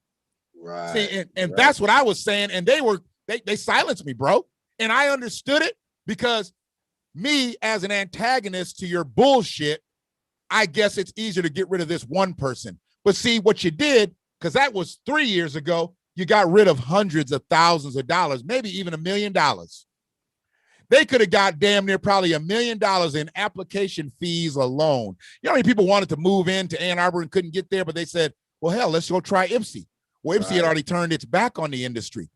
But if y'all opted in, y'all could at least got them damn app fees. And I'm not saying cheat nobody, because everybody ain't going to get approved, but at least let them put the app in. At least let them put the app in. And then once you do see that the money's coming through, and I don't know who the city manager is. Ain't that the person that handles the money? The city manager? Yeah. Yeah, I don't know who the city manager is, but the city manager could have came back to city council and been like, you see all the goddamn money we getting for them app fees? We need to opt in. Francis McMullen. Francis McMullen. Okay. Is that a citizen of Ypsilanti, or is that a resident, or is that an occupant? Yes, I believe she's out of everybody the only one who from the soil here. I believe so. Okay, so she's from the soil. So she's seen the good, bad, and the ugly of IPSI. Okay. Yes. Why hasn't she ever come to the table and said, look, I've seen where this is, where we're going. I've seen where we were, and I've seen where we're going. Why hasn't she said, or does she not have that political power or even that political want to? I think, honestly, her of all people has been pushing to move forward with a lot of things more than anybody. Okay. So I really don't know the X's and O's. I know we were on a weak mayor system here. So I know our manager plays a big role, a different role kind of than they do in other cities. You know, I know in a strong mayor system, like in Detroit, for example, Duncan, sure. His vote matter can override everybody. Hell, right around the corner in Ann Arbor, right where I'm sitting right now. Ann Arbor's mayor's got some pull. His nuts drag through the city of Ann Arbor. Christopher Taylor's nuts drag. Now, those are white supremacist nuts, albeit. So he does a lot of things that go right against people of African descent. I'll be honest with you. I'll be very honest with you. But when you say that, go ahead. But yeah, I think Francis, I think she's trying to do a lot. Okay. You got everybody else who ain't doing nothing. It's kind of like, that's the problem. It's kind of hard. That's the problem. Even though she controls the money, they're not even going to take her influence to say, hey, we might need to be looking towards here, and we might need to be looking towards there. And her experience of being a citizen of Ypsilanti. See, that goes a long way. You know, and I talk a lot of shit about Ann Arbor, Ypsi, but Washtenaw County in general. I done seen this county change so much. And back in the day, from the south side all the way out to the Willow, you know, when my stepfather, he worked at GMAD out there, you know, on off of Tyler Road there. And those cats had to go to Arlington, Texas, if they wanted to stay gainfully employed with General Motors. Now, before they did that, before a lot of them cats had to make that move, all of them was homeowners over there on the West Willow. All of them was homeowners, and the plant guys owned their houses back in the day. Right. Their yards was well kept. Everything was popping over there for them. You know, now, when crack hit, though, it hit a lot. It changed a lot. It changed a lot. Between okay, so you know crack hit mid-'80s all the way up through the early to mid-'90s, right? Right. That's the same time that those plants disbanded and people had to get relocated. And hell, you had people leaving West Willow. You had people leaving the south side and driving to Flint to the GM plant. That's done. The plant over on the east side, that's done. They all had to go to Texas. So if people didn't pack their families up and move to Texas, like my stepfather, he went to Texas. My mom stayed here because I was still in high school. And she just took her little trips down there and be there for a couple weeks or a week or whatever. I mean, I lived my senior year in high school, shit, damn near by myself a lot of times, you know, and that was good, bad, and that was ugly too. But it was one of them things where they broke up families. And people lost there. Our people lost our homes. We lost our stake in the community. And then with the influx of drugs that came into the community, there was nothing stopping that. There was absolutely nothing stopping that. And I'm not trying to go back in time. I'm just saying, somebody like, you said her name, Francis McMullen, somebody like her, she's seen all that. She's seen all that happen. And here's the thing. It could happen all over again. Because right now, I mean, hell, I know a few people that live over in the Willow, and I'll drive down them streets, some of them streets, it takes me 4 or 5 houses before I'll see a face that looks like ours. Right. You got people, Spanish speaking people over there. You got Asians over there. You got Arabs over there. Man, I mean, they didn't have the gate. They didn't have the gated parking and all that stuff in the South Side, and still other families start moving in there. When they needed the gates, when they needed the guard shed, they didn't have it. But when other people started moving in, that's when they got them. That's when they got the guard sheds. That's when they got the protection. That's when it stopped being from general patrols. Hell, they start getting a security guard sitting out there. You always can know when gentrification is happening, when it's about to happen, when it's happening, and when it's happened. You always know because they up law enforcement. They up the protection of the community. And, we go by the wayside. So that's unfortunate. Well, we have all those neighborhoods where plant workers, Apple Ridge, Harvest Lane, Sugarbrook, absolutely, all homeowners. Yeah. These people weren't renting houses out there. There wasn't Section 8 communities out there. There was that share of it. But most of those people. Hardworking people. And I'm going to be honest, a lot of my generation dropped the ball with that, though. When them houses got passed down to a lot of the younger generations and the people to come next, we wasn't educated with nothing on keeping the houses. Yeah. I mean, I fell victim to that. My grandmother fell into a state to where it was a situation. They were telling me they were going to call Adult Protective Services on me because I needed to work. My daughter needed to go to school. Nobody could be with her every day. And the force came to where it was like, okay, can sell this house to take care of her for the rest of her days, or we try to hold on to it. I mean, and it was really, I don't know, at that point, and the crazy thing was when my father moved back here, if she hadn't taken a second out on that house, I probably would have been able to keep the motherfucker. But when I wasn't, my back was to the wall. I mean, I was having enough raising, at that time, was she 10? I was having enough trouble doing that on my own. So I took the one case of selling the house, putting her into a space where she could live out her days. And she moved to multiple facilities. Hell, she ended up living another 10, 15 years. So it wasn't a bad thing in the end. It wasn't like she went somewhere and died in 6 months. You know what I'm saying? But as young people, we weren't trained to keep grandma's house, to keep mama's house, to keep that. My second situation was I lived in Colonial Square. Colonial Square is now condominiums. They were subsidized housing when I was growing up. When they flipped the condominiums, we got thrown out right before they flipped the condominiums because my brother fucking threatened a maintenance man. Then them motherfuckers got flipped. Hell, I could have had two rental properties. I could have had two rental properties by the time I was 30 that would have just been inheritance. It would have just been inheritance. But instead, one we were ousted from, one I was a forced sale. So the ignorance doesn't fall far from the tree here. I'm not always going to say, oh, black people, and say I didn't have anything to do with that. I had something to do with that. I was a part of that. But like you said, people on the South Side, people over in Sugarbrook, people in the Willow, they dropped the ball. The youngins dropped the ball. They didn't save the house when they could have. Could have saved the house, because a lot of them damn houses were paid off. Right. A lot of them houses were paid off, and then if you got a sibling, y'all can either say, okay, we sell this house and split the money, or we get a tenant up in this bitch and they help us live. We can make it a rental property. You know what I'm saying? A lot of people took them loans out and couldn't pay the loan back and lost the house. Oh, okay. Yeah. They're like, oh, we could do what? The house appraised. Oh, shit. Well, we had split it and we had paid this back. And so they didn't go buy a house with the money that they got? No. What they do with the money that they got out the house? They just blew it? Went and got Gucci'd up. Or whatever the advice was at the moment. I know a lot of stories, like that. Wow. And that's unfortunate. I mean, my situation, I ain't never been that materialistic person, man. It's like any dollars that I've had. I mean, for the last, I'm 51 now. For the last 25 years, my dollars have been directed towards my kids or my family structure and this, that, and the other. I've never had the luxury of being out there like that. Most of my adult life, I've been a parent, Before that, I had responsibilities. I mean, I had different responsibilities. So I understand when people go out and do things until it gets to a point of there's no benefit from that. Because that Gucci, for one, is in style now, but it's not going to be in style next year, and you ain't going to be able to trade it in next year. Right. So why are you going to buy something that you're not even going to be wanting to wear 12 months from now?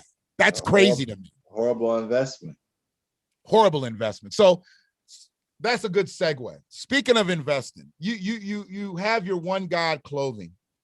But one of the things, dude, that really inspired me, because I've been trying to get off the couch on writing a book for years. I actually wrote a manuscript years ago. I was married. Crazy thing was, I shared it to a couple people in the church kingdom, and I started seeing their social media posts come up with the things that I had wrote about in my manuscript, never published it. And I said, you know what? I just put it to the side. It was so disheartening, because I'm all about originality. I try to be as original as I can be. Now, do I glean to other people's information? Absolutely, because that's what we do.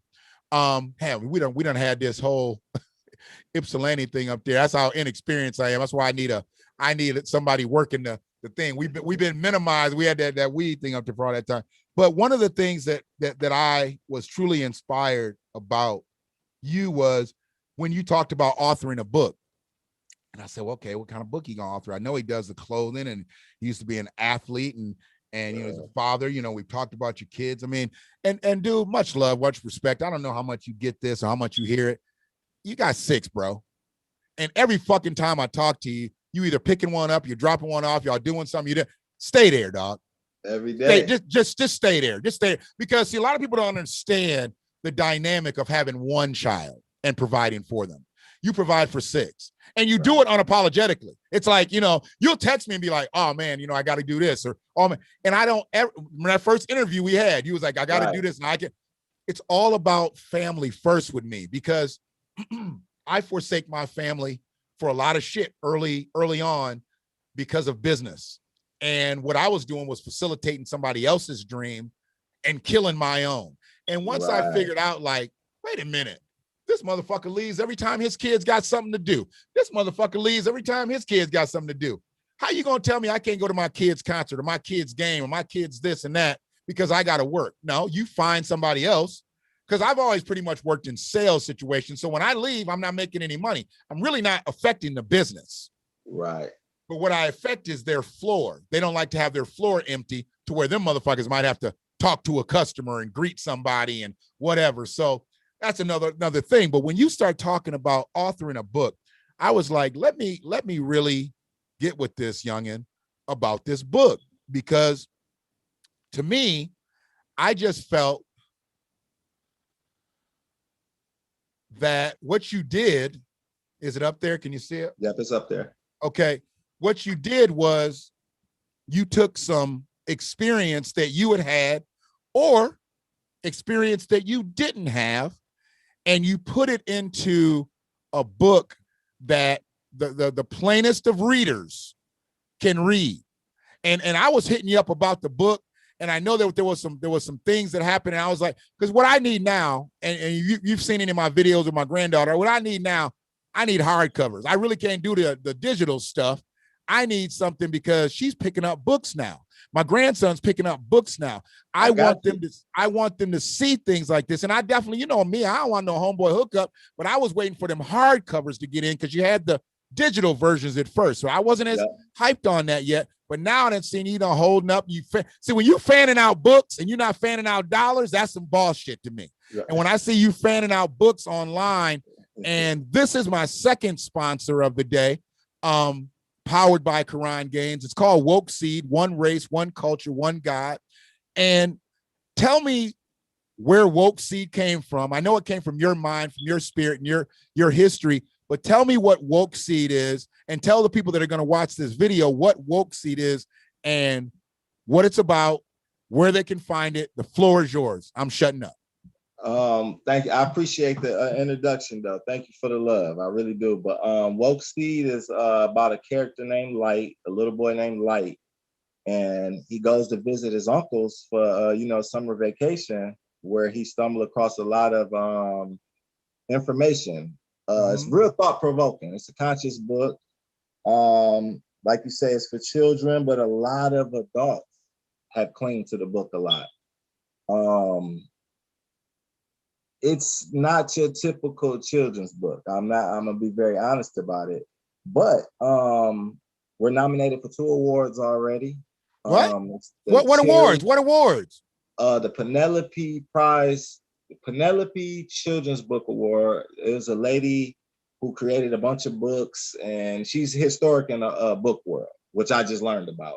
So I'm Okay. nominated for that. And then it's called the I believe the Cherry Book or Cherry Apple Book Awards. They're in other states. I post Okay. them here and there on my stories or whatever. But I was just grinding on Instagram and sending a link out. And I had a free link I have that I send to reviewers and stuff to read the book, Okay. digitally. And Right. they read it and hit me right back like, wow, like this is a game changer. We're going to put you in right away, and nominate you. So the awards, all the stuff will be within the next month or two. Wow. We've sold in 18 countries so far. Okay. From South Africa to Peru to New Zealand. I post a lot of this, here and there, just to show people in Ipsy, like, I promote the book a lot to a lot of people I know, but it's like, it's not about the money with me. I'm making the money, Right. outside of America. So I ain't tripping on that. It's just getting the information out. But back to the book, it's about a little boy named Light, goes to his uncle's, and he stumble across a bunch of information. He becomes woke, and he's a seed. So he spreads that information. And I already have the second part and third part already written, What? Yes, I already got the next couple books already written. We're working on turning it into a cartoon. As you see, I got the shirts and the apparel. Yeah. Trying to get the kids' shoes for the summer. Well, we're not trying anything. I will have the kids' shoes within the next 30 days. Okay. Yeah. So it's just a brand that's just building, and the sky's the limit. And when a lot of people brought to my attention, because I try not to do the black and white thing, and they're like, we don't have no black boy character right now. And I said, wow, I never thought of that. Wow. Well, okay, and I'm gonna ask two questions. I'll go backwards. When you said about the black character, what was that cartoon that whatchamacallit just played? Was that Jamie Foxx that played that character and he turned into like a dog or a cat or something during the movie? It was that movie that everybody was raving about. Yeah. Yes. Yeah. I can't think of the name of it, but it was good. Okay. So it was a good movie, but I guess he turned into like he was like a jazz musician, or he was an aspiring lifelong jazz musician, but he worked a dead end kind of job that he really didn't like. Yeah. Okay. So he wasn't really himself the whole most of the movie. He was a cat or something, or a dog. I can't remember exactly what it was, but from what I heard, it was a solid production. I mean, I'm all about the production. I'm all about, hey, did it put a lot of us to work? I'm all about, as long as it's not something that's a tragedy to us. Now, what did you say the character's name is in the book? Light. Spell it. Light, like light bulb. Light. So when you say light, the mom name is Lucy, like the first woman they say name ever was. Yeah. And then I have a character named Christian. Mary he got friends. Oh, I see where you're going with this. Yeah. I mean, you're gonna tie a lot. You're gonna tie a lot into this book. Yeah. And and I know with edition 2 and edition 3, things will start to come, more clearly. I was told the brand worth billions, and they never sell it. That's what somebody I value who's a millionaire. They're a real millionaire, multi-millionaire, and they told me, they said, man, you got something. It's gonna be rough. It ain't gonna be easy, but you know how to work it. You working it, and just it's $1 billion business you got. Yeah, I mean, this is actually what do they say? The gifts that never stop giving. You can have so many things that spawn off of this. Yes. Whether it be the characters in the book that spawn their own situations in their own lives. You talked about cartoons. I mean, who knows? We could be talking about feature film type situations, but beyond that, this is a book that can be read at what level? What level can a kid read this book and gain understanding from it? How old do they have to be? I would say 4 to 11, kind of. Okay. That's a stretch. That's probably like a big stretch, but okay. Like I say, it's consciousness. So it's a book that a lot of women, I mean, it ties into this new way of thinking of highlighting our women. Okay. So he ended up highlighting his mom a certain way. Okay. And for me, I feel that's important because if we can get Light to be this cool new character and the kids, right. Well, he worships his mom. He respects his parents. He does this. We can slowly get our kids to naturally get back to, you know, where they need to be. Where is Light's father? Light's father is at work. Okay. In the first book. Okay. So he's at work. So that's his uncle. That's his uncle is next to him on the cover. That's Uncle K. Okay. Okay. So, but are his father and his mother together, or do they just co-parent? No, they're together. But the sister, which his sister name is Supreme, because you know the woman is supreme and all that. But his sister doesn't have the same father as him. Okay. Okay. Okay. Yeah, we got reality in there. It's reality. Yeah, not a lot of symbolism yet.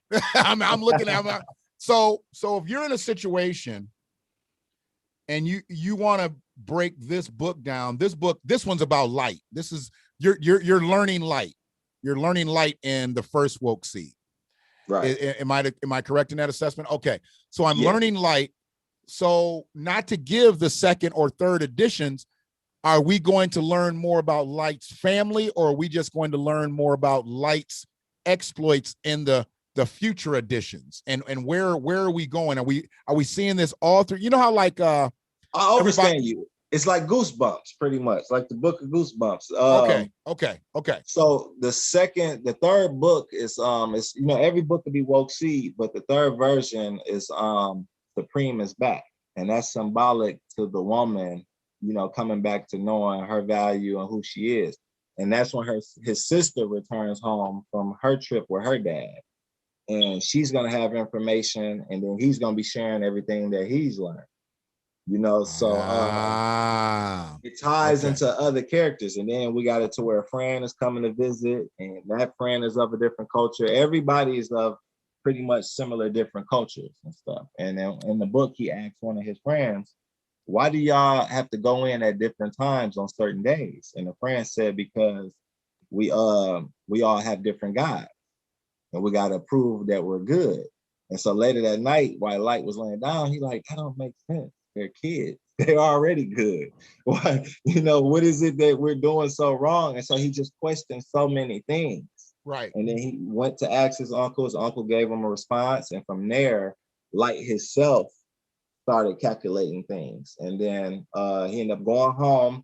Now it's going into the second book. He comes home. His dad is at work. His mom is like, you just missed him. How was your trip? He's like, I don't know where to begin. And now he's looking at his mom with this aura around her because he can't separate her from being a supreme being now. And so he already respected her, but his respect now has grown spiritually. And so the next morning comes, the father comes home. They're like, what's the most important thing you learned? And then what he's going to talk about in the second book, it's not what people think connecting to the first book.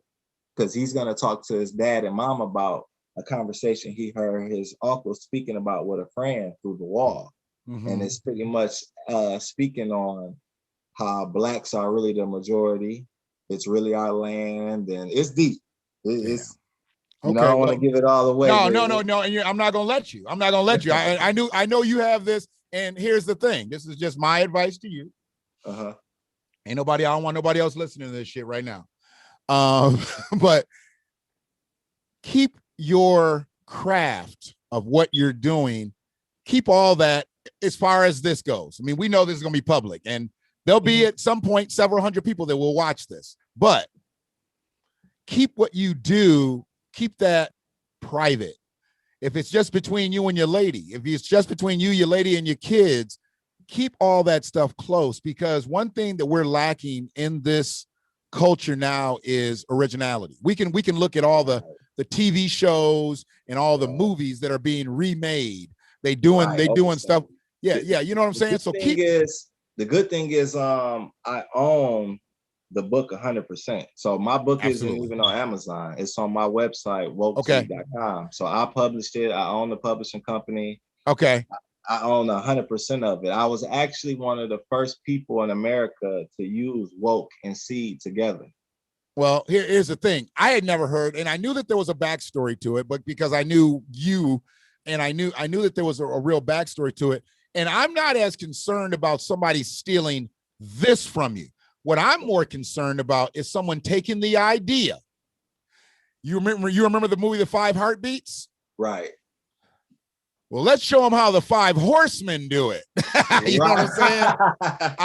I don't think somebody's going to take your thing, because I think you've got that on lock legally. Right. But what I'm more concerned with is somebody coming in and taking it down the street and maybe painting it another color. Or if not, what's even worse is they will leave it the same color, but they'll sensationalize it. Maybe woke seed is one race, one culture, one God, one sex.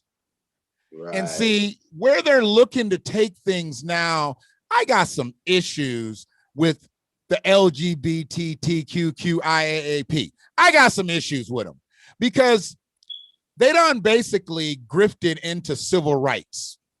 They've basically have done no work. They shed no blood. They put no work in on civil rights, but they got the same civil rights as gay people that it took for people of African descent to get after they were beaten, brutalized, and murdered for hundreds of years. Now, I also have a problem with people that come from other territories, because now they have the same civil rights. I don't have a problem with people having the same civil rights. I have a problem with people being able to come over here and have the same civil rights just for them. Spanish-speaking people have their own civil rights. Asian-speaking people, or people from Asia have their own civil rights. They have their own civil rights when I thought civil rights was just civil rights. Right. But see, they have their own civil rights now. And what's happened is they're creating all these different situations. Like we got a whole bunch of countries here when we really only have a whole bunch of states. And then they're creating pockets in these states, making it seem like, I mean, here's the thing. What state doesn't have a Chinatown? What state doesn't have a Mexican village? What states doesn't have a bunch of Irish pubs and restaurants and things like that? Show me where the states and the countries almost in a sense. Where Blacktown at? Where Blacktown at? Where African Town at? Where's African descent town? You don't have that. But if we still hold the majority over all of these other people, if we are still 14% of this population, which I believe that we are more, or because some people have grifted to the other side because of their light-skinnedness, I believe we still hold a majority over everybody, maybe not Caucasian people, but I believe we hold a majority. Why do we not have a black town, a black village? Right. Why do we not have that if there's a Mexican town, if there's a Mexican village, if there's a Chinatown? You know, if there's culture for every single other person or ethnicity in this country, why is it not for black people? And why have black people been the only ones that have been burned out, run out, beat up for holding up businesses and trying to circulate the dollar? See, I ain't never seen nobody tear up a Mexican village. I ain't never seen nobody tear up a Chinatown. Oh, I'm sorry, other than Mexicans, other than Asians, I ain't never seen nobody tear up. I ain't never seen white America drop bombs on Chinatown, on Mexican village, but they did it with black towns. They did it with black villages. They did it with black neighborhoods. And that's why we are where we are. That's why we can hold 27 churches on the South Side and not move one iota politically. Yeah. 27 churches, 27 preachers. Are you trying to tell me that 27 preachers that get on a Zoom call for city council and say, you know what, y'all need to start making shit for black people better over here? You trying to say that wouldn't make somebody move? Right. But you can't get them to all think like that because they all trying to hold on to their flock. And they all trying to hold on to their stake on the South Side. Not black people's stake, their stake. Because how many of those 27 churches and 27 preachers live on the South Side? That's a great question. None of them, really. So I want to kick it to a couple people here. Tyra Moore, I appreciate you stepping in here. She said, I started my own business building dog houses. I'm praying for success. Hey, you're gonna be on the BlackWatch. I need you, Tyra. If you're still in here, I need you to be on the BlackWatch. We need to find Tyra Moore free. We got to find Tyra Moore because we want to talk about talk about her and her doghouse business. We want to promote her. Who else has stepped in here and said something, man? You done had some good commentary. We're gonna have good feedback on it. Like I said, Brother Brian, I appreciate you coming in through. Well, you come through with some commentary on my pre-recorded stuff, but I'm happy to have you here on the live with me and Brother Karan. It's crazy that we've got to be in these spaces, and I'm always going to salute people who watch us, who listen to us, and who pour into us. Just like I believe that them 27 churches and them 27 preachers need to be doing to the community, not just to their flocks, but to the community. Right. You know, and they don't do that, Karan. They don't do that, and that's why we really are in the positions that we're in, because we can't get that same love. We can't get that same love from these preachers, man. And we're not going to get it if we don't put pressure even on them. We don't let too many preachers walk through the South Side with their illustrated sermons and carrying caskets, and we gonna kill crack. We gonna kill the nigger word. We gonna kill it. Okay, kill it all. Kill it all. But what are you really doing for Black Americans? What are you really doing for people of African descent in Ward 1 in the city of Ypsilanti? Because if you're not doing anything for them, why are you doing it? Right. Is it all for show? Is it just for show? That's a problem. Definitely. That's a problem. I mean, Definitely. So I know right now you're out of politics in that realm. I don't believe you're going to be out forever. Frankly, 2022 comes up. There's going to be the changing of some guards. Oh yeah, definitely. I'm definitely running again. Okay. I'm just debating on whether I'm going to run for that same seat. I think with the support I got in our community at large, it's a lot of people in the township who want to vote for me. It's a lot of people that, you know, so it's like if I spread my wings a little bit, I feel, you know, I could get a bigger response, a better turnout. Well, here's the thing. Maybe not even city council. Is it too far-fetched to run for mayor? Or do you get it? Do you get in and then move up? I don't know how that works out politically. No, you could run for mayor. That's definitely on the floor. That's why I've been watching a lot of stuff I post, and you know, I believe in being free and doing what you want, as long as you're not hurting nobody. But it's like, no, if I want to get a certain result, you got to go by it a certain way. I get that. You have to live by a different rule as a politician, and it's unfortunate because, like you said, as long as you're not hurting anybody, long as you're not doing anything disparaging to hurt your reputation, I'm not sure why your business is anybody else's business. Right.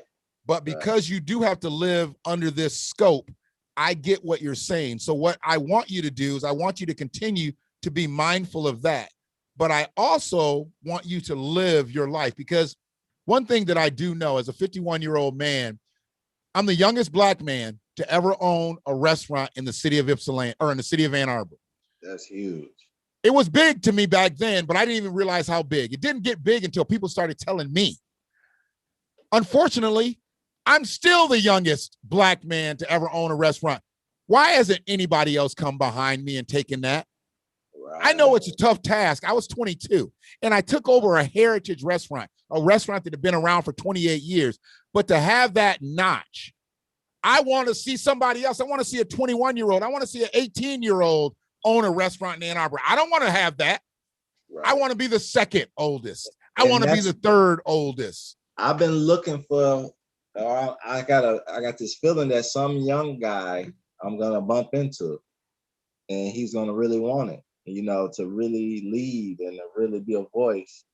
And I'm going to, you know, help him as much as I can. You got to pour into him. That's the thing. You got to pour. But see, the direction of kids, even with COVID now, with this virtual learning, the direction of kids' minds is going to be so different. They're going to have to be reprogrammed once they get back out here in general society again. Yeah. So you're not only going to have to rein them in from the pandemic, you're going to have to rein them in and this way of thinking. I mean, because there's some senseless shit going on over here in the city of Ypsi, in the township. What the fuck is everybody shooting for? I mean, I don't get it. I mean, I know that there's no regard for life for a lot of people, but really, what are they really fighting for? You're not fighting for business. You're not fighting for property. You're not fighting. What are you shooting each other for in the grand scheme of things? I mean, Don't you want to dodge the bullets of white supremacists? Don't you want to dodge the bullets of rogue cops? No, you're dodging the bullets of each other. You're making their job easier. You're making CNH. You're making CNH and Nye and Stark. You're making their jobs real easy. You giving them business. Yeah. I don't get it. And you're gonna be the main, because they'll look at you. People look at me. I'm an old angry black dude. They look at me, but then they'll look at you. You still have that connection visibly, youth-wise. You still have that connection. So you're gonna have to rein them in. Now, whether you can use me, call me. I have no problem with kicking this game to a youngin, but I know that they'll need you to bring them to the table. Then they can ask me, because I've done, frankly, more shit in this county than 70, 80-year-olds around this motherfucker. And I ain't got no problem with saying it. You know what I'm saying? Right. And I ain't got no problem. I switched my approach with more. I'm aiming more for the money. Right. You know, because I figure the more money I have, the more people listen. You done figured it out. That bag and they trying to get it. Yeah. What you say is golden. So I look at it. People know my heart. Right. They know I care. Right. Okay, match how much I care with the universe with the money. I'll be able to move and change anything locally or whatever. So that's what I'm focused on, you know, going into the next election. Well, and like I said, I was strategic in trying to get in some conversations with some of our local politicians early on in the tenure of this year. I know people are coming up in 2022. They're going to be coming up for re-election, or if they're not running again, there'll be new people put in place. I believe we have to start thinking politically first. I mean, we have to, this can't be personal. This can't be personal. Politics is not personal. And Black people think politics personally first. They don't think politics on a business side first, and they take it personal. And that's why we will straight ticket ignorantly. Right. You know, that's why we will straight ticket ignorantly. We won't know who we're actually shading that box in for ignorantly. And some people will take this and they'll be like, he calling me ignorant. No, I'm not calling you ignorant if you did go out there and do the right thing. But if you just went straight down the line, yes, I am calling you ignorant. Right. There is absolutely no reason why you shouldn't be in a seat right now in a position of city government. There is no reason why people shouldn't be listening to people like Francis McMullen. There's no reason that, here's the thing. One thing that I learned, and I'm not talking on the diversity and inclusion thing, but the one thing that I've learned, even though I have issues with the LGBTQ crowd, the business of it all, I don't like the business of what they do.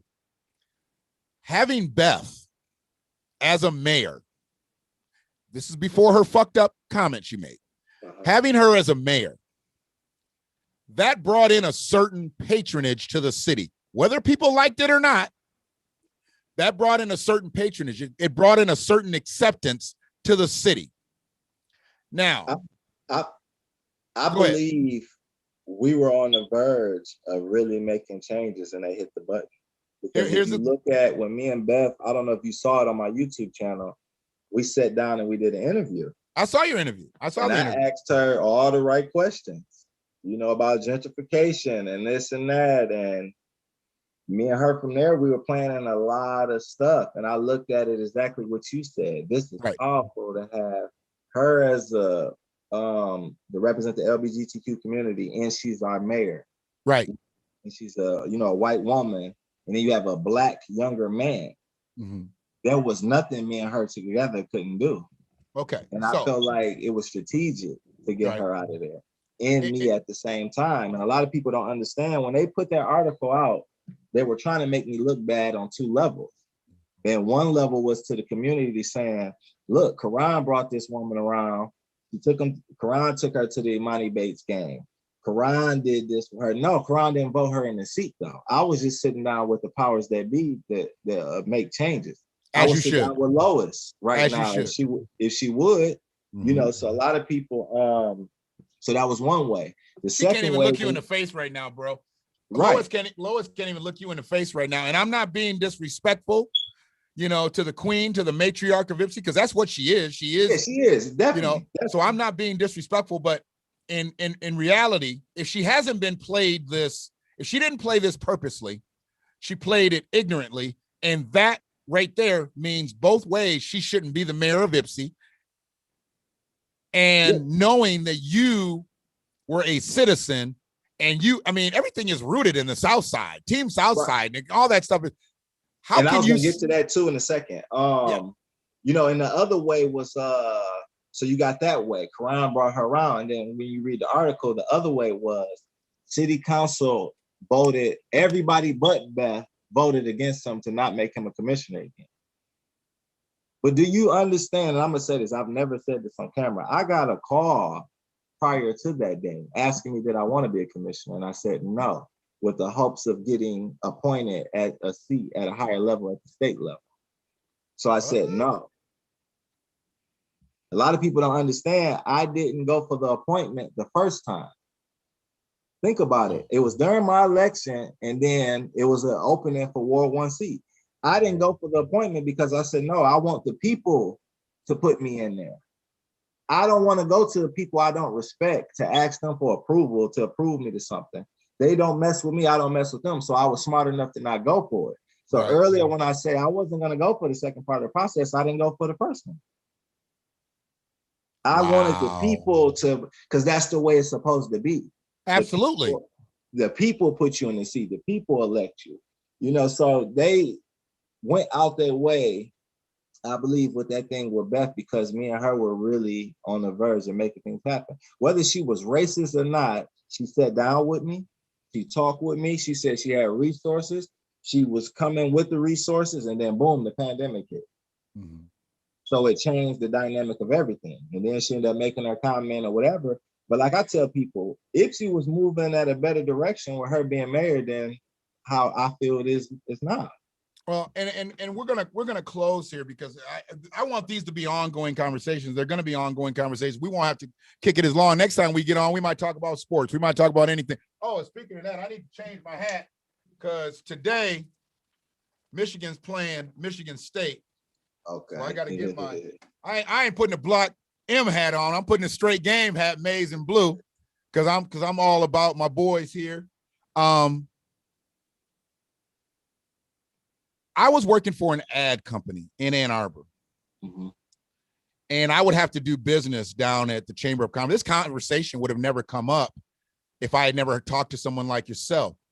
The Chamber of Commerce, down there by the Y, down there. Okay. I walked in there and they've got pictures. You can go in there. It's probably still up. And they've got renderings of Ann Arbor and Ipsy. Why the fuck would there be renderings of Ann Arbor and Ipsy? Ann Arbor, we're in Ann Arbor Chamber of Commerce. It's like all business development and all kinds of stuff. Because I was trying to get ads for them to do ad space. And I was like, what's up with the Ipsy thing? They're like, well, don't you know? Ipsy's like Ann Arbor Junior now. Now, Beth was in office. They've been trying to buy Ipsy from the beginning of the time. Exactly. So Ipsy, they were calling Ipsy Ann Arbor Junior because if you've seen the way Ipsy was moving for quite some time, it was moving kind of Ann Arbor-like. And not just with gentrification, but I'm talking about downtown business development. Yeah. I understand you.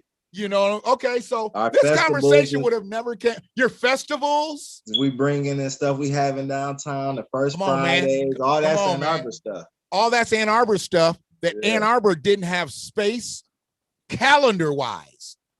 They didn't have space, so they said, let's kick it to Ipsy. Well, who was the goddamn direct connection to Ipsy? Beth. Now, I don't know about any conversations, can't tell you if they ever happened or not, but I'd be willing to bet you, business-wise, Beth and Christopher Taylor had a relationship. I'd be willing to bet you that the two mayors, the Ann Arbor mayor and the Ypsilanti mayor, had a relationship in some way, shape, or form. Beth's not a dummy. Christopher's a lawyer. Now, I know Beth was in the auto business. She was doing F&I or something like that. Yeah, she's a salesman. Yeah. So what's a car salesman do? They meet a whole bunch of people. Right. They meet a whole bunch of people. And when she was out here on Jackson Ave, she was F&I, which is a management position. So I think she's back to selling. I think she's off of the desk, but either way, she held the highest seat in the city of Ypsilanti. The relationships that she had going into that and the relationships that she built, I understand the fucked upness that I was one of the people that lobbied to get her ass up out of there because I was like, this is the way she think. But then now I look at it, I'm thinking to myself, well, damn, she was voted in by the people, the same people that wanted her out. Right. So I'm not saying about second chance. I'm not trying to be soft about it. You know, she probably got what she got, but the city has not advanced since she's left the seat. The city is actually taking. We went backwards because she was doing a bi-weekly newsletter on Facebook, educating residents on what's going on, what this meeting gonna be about, what's this, that. And I look at people all the time. I said, go to Nicole Facebook page and scroll down. She's talking about her fraternity, college stuff. It might be something about Beyonce. And then you go to the light-skinned, what's the queen name in Detroit who's on city council? She's the same age as me. Beautiful queen. I know who you're talking about. Mary, whatever her name is. When you go to her page, it's all about Detroit and politics and what's going on. Yeah. And you know, so it's, for me, it's just, it'd be the biggest slaps in the face. You got somebody who cares so much, who, you know, like I said, I'm hitting every door. I'm out in the community, and then you got people who showing you they don't give a damn at all. Like, go to their page, nothing about them represent our city. And you know, it's just weird. So to see when Beth was in office and to see what's going on now, and the only thing people got to say is a comment, it's like this lady was willing to sit down with me, knowing how much I care for this area or our city at large. Whether things was gonna work out or not, she attempted. Our mayor won't sit down with me now because of what? Because I tell the truth?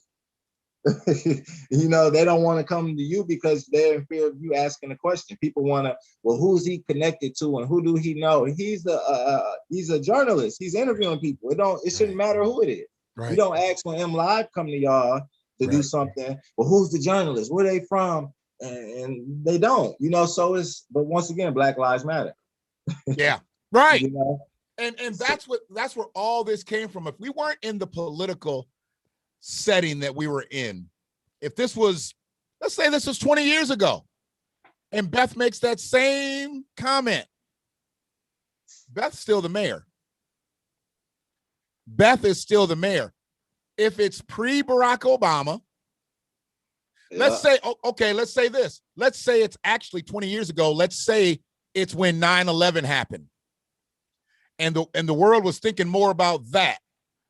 Who did the world hate at that time? They hated everybody from the Middle East. Yeah. Might have not even been people that had anything directly connected ethnically wise with the people who ran them planes into them buildings. And then you know what's so funny is when people really acted like they didn't understand what her comment was saying. It came time, which was some bullshit. Yeah. Which is somebody that the community looked as, they look at us as friends. Mm-hmm. They came time to vote for me, and she like, of course I'm gonna vote for him. It's Quran, right. And on top of that, he's Black. If I don't, y'all know how y'all already think I'm racist. Right. Y'all gonna crucify me if I don't. Right. I didn't see nothing wrong with her saying that. I'm just being real. Because see, what it made everybody do, let me tell you, I know you've thought about this long and hard since then. I knew the comment, it was fucked up the way it came out. It wasn't fucked up for its validity. It wasn't fucked up because that's a perfect way to put it. Yeah. It was fucked up the way it comes out. That's why, like, when people say shit about what I say and how I say it on camera, oh, this is live, dog. Anything I do is live. Even my pre-recorded shit, I don't go back and be like, oh, that's not worthy, and don't put it up. Stutters, stammers, whatever, it goes up. I'm not dealing with a situation where I can edit out stuff and make it perfect and do voiceovers and make this word come out clear. Live is live. That comment was made live during a live Zoom. It was recorded. It was thought about. And they was like, uh-oh, here's a problem. I don't know who the actual whistleblower of any of that. You may, and we can talk about that later. But I believe whoever blew the whistle, whoever really amped this shit up, I believe personally, they're in line for trying to get to a higher seat if they're still in city government, or they had some type of axe to grind with Beth, or let's just call it what it is. They don't like gay people. They don't want some gay white woman running this town. So let me kick up some dust in my backyard. Right. And it is what it is. Now, I don't have a problem with her being white. I don't have a problem with her being gay. I don't have a problem with her being a woman. I don't have any of those problems. I had a problem with the way her comment came out. Because like now you say, when you tell it, you said it the way you said it, there's actually nothing wrong with that comment. Yeah. if it actually never comes out. If she just did what she did, we'd be good with it. Right. Because basically what she's saying is, I vote straight ticket. Now that straight ticket might be black, but she's like, I vote straight ticket. Ain't that what MC people say all the time? They vote straight ticket. Right. No matter what, they vote straight ticket. That's real. You know? And like I tell people all the time, I'm not here to defend her. I'm not here to defend nobody. I'm always going on what's balanced and what I feel is true. Yeah. And at times it was challenging because it's like you got so many people and they're black. And it's like, Karan, you're a voice for us. Nigga, how was you siding with this side? And I'm like, y'all just don't get it. And for me, I was proud of myself to still stick to what I had to say and what I believe in. Yeah. And I feel like that'd be something that's gonna help me with the next election. With absolutely the Caucasian and white people in Ward 2 and Ward 3. They didn't forget that. I didn't disrespect Ben publicly and say, yeah, you're a racist and forget you and we should outcast her. I said, no, let's talk about it. Them people ain't gonna forget that. Right. So when this next election come around, I'm coming with some fire this next one. I'm coming with money. Well, here's the thing. And what you're gonna have to do too, there's a lot of old heads in IFC. And it's unfortunate that most of these old heads are brothers. Okay. We'll call them brothers. We'll use that term loosely right now. They're brothers. They're praying for your downfall. Oh yeah. They don't want to see you advance, because you're not doing it their way. You're not doing it the traditional way. You're not doing it, the way they would have done it. But here's the thing. I'm gonna let you have the floor on this. We're gonna close it out. What was their way? What was your way to make way for somebody like Beth to come in and become mayor of IFC? Because I'm not saying that she was a bad candidate, because she was obviously a good candidate. She got in.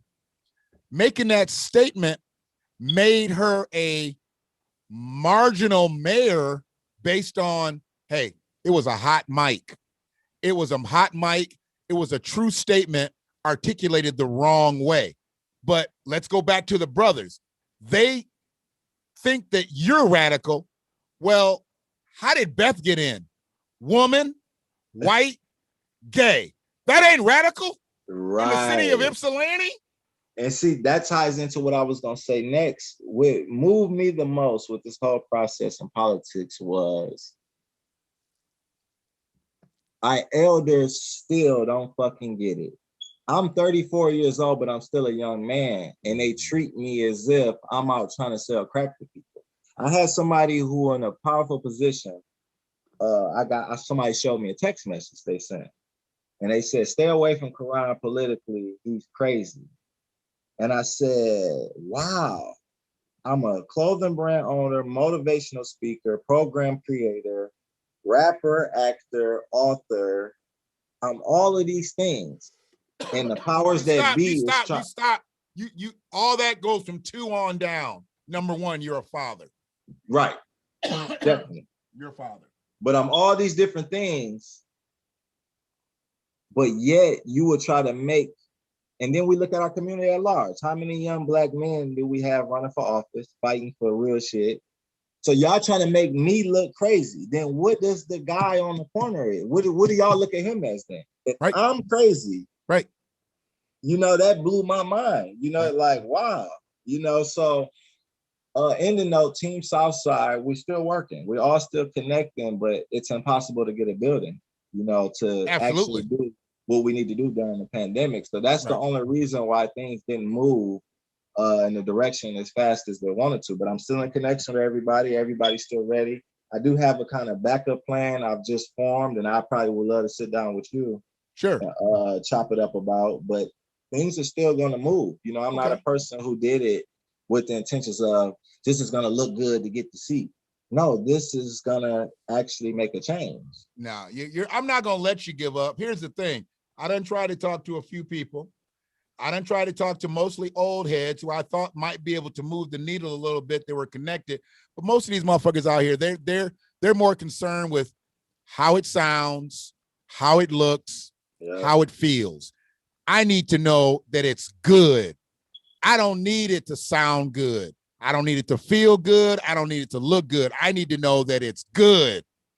And with the politicians in Ypsilanti not being rooted, I'm going to say rooted. I'm not going to say native, but not being rooted in Ypsilanti. We're talking 5 years. We're talking maybe 10 years, 15 years. That ain't no damn time to be in this town. Right. Ypsi ain't done that much changing. It's done a lot, but it ain't done that much changing from 91 to 2001. It's done some changing from 01 to 2021, but it ain't done that much changing. Let's go back to 91. You want to stretch it back? Let's go back to 81. It's done a lot of changing, and a lot of people don't even realize, you know, and it's why we are where we are as a people, because we're just good at picking up and going. Recessions and shit don't even fuck with us.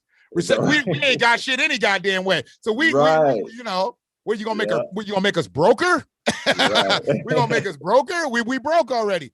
So when we want something better, it's always got to be on some opulent shit. No, why can't it just be on some fundamental shit?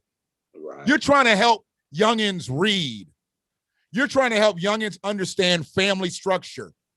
One of the things about BLM, they want to break down the family structure. BLM believes that 2 women can raise a child. BLM believes that 2 men can raise a child. Now, I'm not saying that gay couples cannot raise children, but a child is chemically imbalanced if they don't have the input of the man and the woman. They are chemically imbalanced. If you try to raise a child and don't put a man in its life and just raise it with all women, there's a chemical imbalance. I agree. And vice versa. Vice versa. If you think you can do it, you're going to fail. There has to be some support from the man. There has to be some support from the woman in raising the child. You have to have the support of the man to create the child. So why wouldn't you have it in the raising of the child? I get family dynamics. They break down. People go their separate ways. People are gay and they raise children. But if it's 2 women, they need to find dad, uncle, brother, friend, somebody. That's my thing. Yeah, that's because I know some women who I think, you know, they're doing a great job of raising their kids, but Absolutely. They have men around that's connected, that's really deep rooted in, you know, in the kids' time. Mm-hmm. So, you know, it could work, but I definitely understand you, you know, definitely. I look at what you're doing. I mean, just keep taking the steps. You know my number. You know I'm going to answer. Whatever way we can make this happen by getting your team, whether it be doing Zooms and different things like that, let's start getting them engaged. This weather's going to break in a month. You're right. So we got to start getting them in. We got to start getting them engaged. We got to start, you know, doing your cleanups and shit. I know you had some tools and you had some different things out there, but it's time for me to go up to Stadium Hardware, because I do all my shopping there. Fuck Home Depot, fuck Lowe's, even though I'm going to try to come get some money from them too. But Stadium Hardware is my hardware store. Hey, can you guys donate some buckets? Can you donate some rags, some rakes, some whatever? You know what I'm saying? Or if you can't flat out donate them to us, what number can I get them at? Open your catalog at, and I'll pay you just a fee for getting them motherfuckers here. I believe in doing business with local businesses. This is our village. So I believe in working with people. Home Depot don't give a shit about us. Lowe's don't give a shit about us. Only reason they gonna give us money, because they here. They're not gonna give us money because they're really gonna do something in the community. Maybe Home Depot and Lowe's will give us aprons to be able to work with. They'll give us that shit just to get their brand out there. But we're gonna use them motherfuckers just like we use anybody else. Here, we'll put money in Stadium Hardware's pocket. Just get it to us at cost. Don't tax us like it's retail, because we're doing something out here for the community. And I'd love to see brothers from the Ann Arbor community do the same thing. Clean up South Maple, clean up Pine Lake, clean up High Cone, even though I know we're not all densely populated out in them places no more. Right, got you though. But clean it up, because that's where your mama lived. That's where your mama raised you.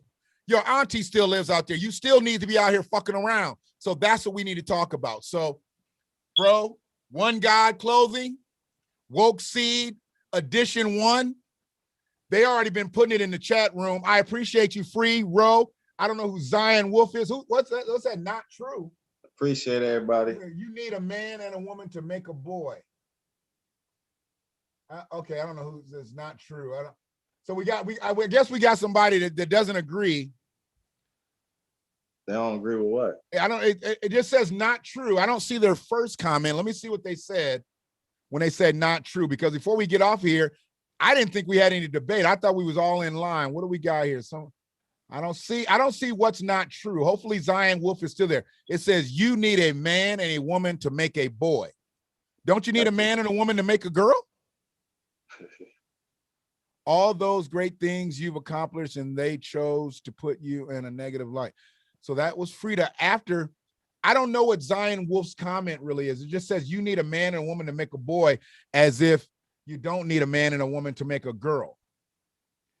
And their first comment was not true. I've never seen this person on my live, so I don't know exactly who it is. So whoever it is, it's where they are, but I don't know what they're saying not true to. I don't know exactly. Okay. Yeah, I don't know exactly. And I really don't give a fuck, because like I said, the nuclear family, that structure, if the two parents don't make it and the mom goes the other direction, and say the dad goes the other direction, if they come back to co-parent that child, him with his husband, her with her wife, there's still the balance. There's still the balance. That kid's still getting the balance. Right, overstaying. You're right. But if the woman takes that baby and says, I'm just going to raise this with my wife, or if the husband takes that child and says, the dad takes that child and says, I'm going to raise it with my husband, that is wrong. I don't give a fuck. And I can debate anybody down. Here's the thing. I got a daughter that was married to a woman. My grandson's being raised by two women. Okay. But they understand the importance of me. They understand the importance of his other grandfather. They understand the importance of all the men in his life. My Ray's daughter, her oldest, is in the queer community. Totally understands my benefit to the family. She may be around all women. That might be who she fucks with. But she understands when she needs some shit to get done, she can't call her mama. She's got to call me. I'd love for her to be able to call her biological father, but the fact that she doesn't humbles me to the point where she calls me first and I'm not chemically connected to her. So I know that there's a balance, and she's 25 years old. So you can't tell me that you don't need the balance from a baby all the way up to a grown ass person. So wherever the fuck Zion was saying, hopefully they'll kick back in, because I'm not sure exactly what they were saying. I believe they were referencing your comments about gay couples raising kids. Okay, yeah, but they just said you need a man and a woman to make a boy. I don't know what that means, but anyway, woke seed. See, I ain't gonna never turn down those shameless plugs. You got your shameless plugs. You need them shameless plugs, but on the real, I appreciate you coming out here today. We done spent 2.5 hours. It seemed like we just kicking it.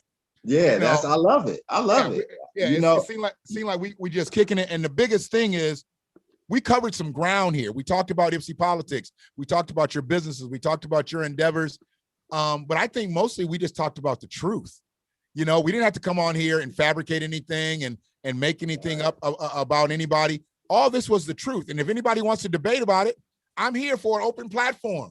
I can put up to 100 motherfuckers on this thing. So we can really get in here and talk, but I don't believe anybody does, because I gave them all an opportunity. Before I asked you to come back for your second interview, this is your second time, I asked everybody else because I wanted to hear their story before I talked to you again. Seeing that they turned me down, and I was trying to get them hot and heavy for Black History Month. They didn't even want to go with the symbolism for Black History Month, like, you know, black man, you know, black woman. Black. Come on now. So now we in March. They know you're gonna ask questions. You're gonna ask real questions. Yeah. Well, and now we in March. Fuck it. And March brings St. Patrick's Day, and my name is Shannon McFall, so I'm gonna be an Irish nigga. I'm gonna be an Irish nigga for them. I'm gonna drink my Irish coffee. Fuck them, because I tried to bring them on. Now they just catch the heat. Because now that I've got this, we got the truth. It's out. It's being shared. We're gonna keep sharing it. I think I come off Facebook punishment in about a week or two. When I do that, I'll be cutting this up and sharing them nuggets from this interview. I'll be sharing it because I want people to step up. If it's not true, step up. Let's not do Facebook. Let's not do Facebook gangsterism. No, let's get on a Zoom or whatever we gonna use, and let's talk about it. Let's not do the whole comments back and forth. Go ahead. And on my ending note, you know, I want to say thank you for having me. I really appreciate it. I want to come back on and keep it going. I'm never here to, you know, bash people or nothing. But like I said, everything I said was the truth. You know, I have no reason to lie. It's not going to pay my bills or nothing. Nah, you didn't even do anything to the point where I felt like it was disrespectful. We laid those disclaimers that we weren't trying to disrespect Lois. We weren't trying to disrespect anybody else. We just spoke the truth. And if there is rebuttal or kickback from that, then I need to have that person speak their piece, have you here and say, hey, you felt like this comment was made unjustifiably. It was unfair. It was wrong. You know, the only thing I could think of is, you know, with the Anthony Morgan comment, but I stand on that. You know, that's my truth. From my experience, look, bro, I've got history with Councilman Morgan and the things that I did for Councilman Morgan when he was running and never got any type of real payback from it. Not even just a direct respect thing. Look, your comments are valid. Anthony is who he is. Anthony has moved about the city of Ypsilanti based on who he is. And I salute him for getting this far, but everybody's blind. It's easy to be a halfway sighted man and a whole bunch of blind folks. Right. Because I'm not going to say that he is all the way sighted. I think he's slightly blind too. And he's blind because he's looking for the big get, but he's screwing up getting these small gets. He don't know the big get is what doing for people. That's the thing. He's looking for the big get. He's looking for the position. He wants the name tag. He don't realize a real boss don't need the name tag. Everybody knows who he is. You don't need the name tag. You don't need the lanyard. You don't need no. Everybody knows who the fuck you are. I can bet this, big homie. It's more people in the city of Ypsi that call me mayor than they actually know who our mayor is. I know. Hey, you know what? There's people that still think that you're on city council. Yeah. And you never got on. They're like, and I never got on city council. I'm like, you know, he never got in. They're like, no, he was in politics. I was like, he was a commissioner. You're right. He was not on city council. And they're like, but no, he was running. I was like, he didn't win. And I try to explain it to people. And you know, but hey, but if we can go get some of them damn votes from the Green and some of them votes from the Willow and shit, we might be able to get you in there. You know what I'm saying? In there. So yeah. I appreciate you, bro. We're gonna kick it. Definitely offset because there's so much stuff that you have coming to you based on your projects and just based on your fervor for your community. I'm looked at as the crazy old black dude. I'm trying to tell you, I realize that. But see, I'm looked at as a crazy young black dude. You know what? Well, we're gonna make some crazy shit happen, and we're gonna go get some people that can help us make these things happen. And it ain't about color. It ain't about sexuality. It ain't about none of that. I need your spirit. Right. If I can get your spirit, hell, we can get rid of some of them 27 churches because that's what they're looking for. They say they're looking for your spirit. They ain't looking for your spirit. They looking for your dollar. Yeah.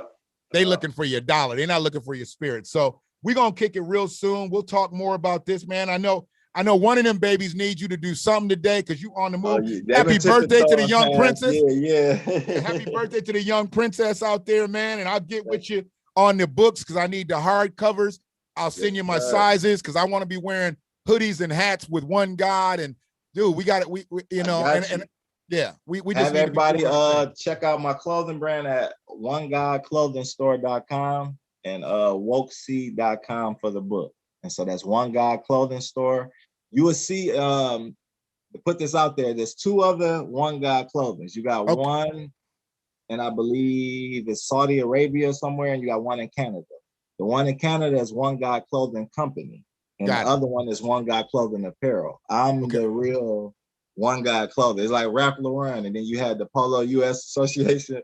They the knockoff. You know, Are you serious? Yeah, it's 3 of us. I'm the only one that's actually just One God Clothing.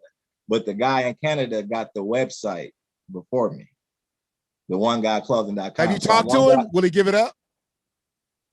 We and you gonna talk personal on that. I had it at first. Okay. Somebody in our community sold it to him. All right, bye, Karan. All right. Bye. Peace. Goddamn. God, are you serious? I'm dead serious. Dead serious. I wouldn't lie to you, man. They be fucking over me, man. But this is what they don't understand. I understand balance and energy. So when all of these people in these seats and pillars in the community fucking over me, they don't know it's a compliment to me. It makes me feel bigger because it's like all of y'all are huddling up for little old me. So they really boost me up. You know, as much as they go against me, they should just don't do nothing. Impersonation is the biggest form of flattery. It's the biggest form of hate. But here's the thing.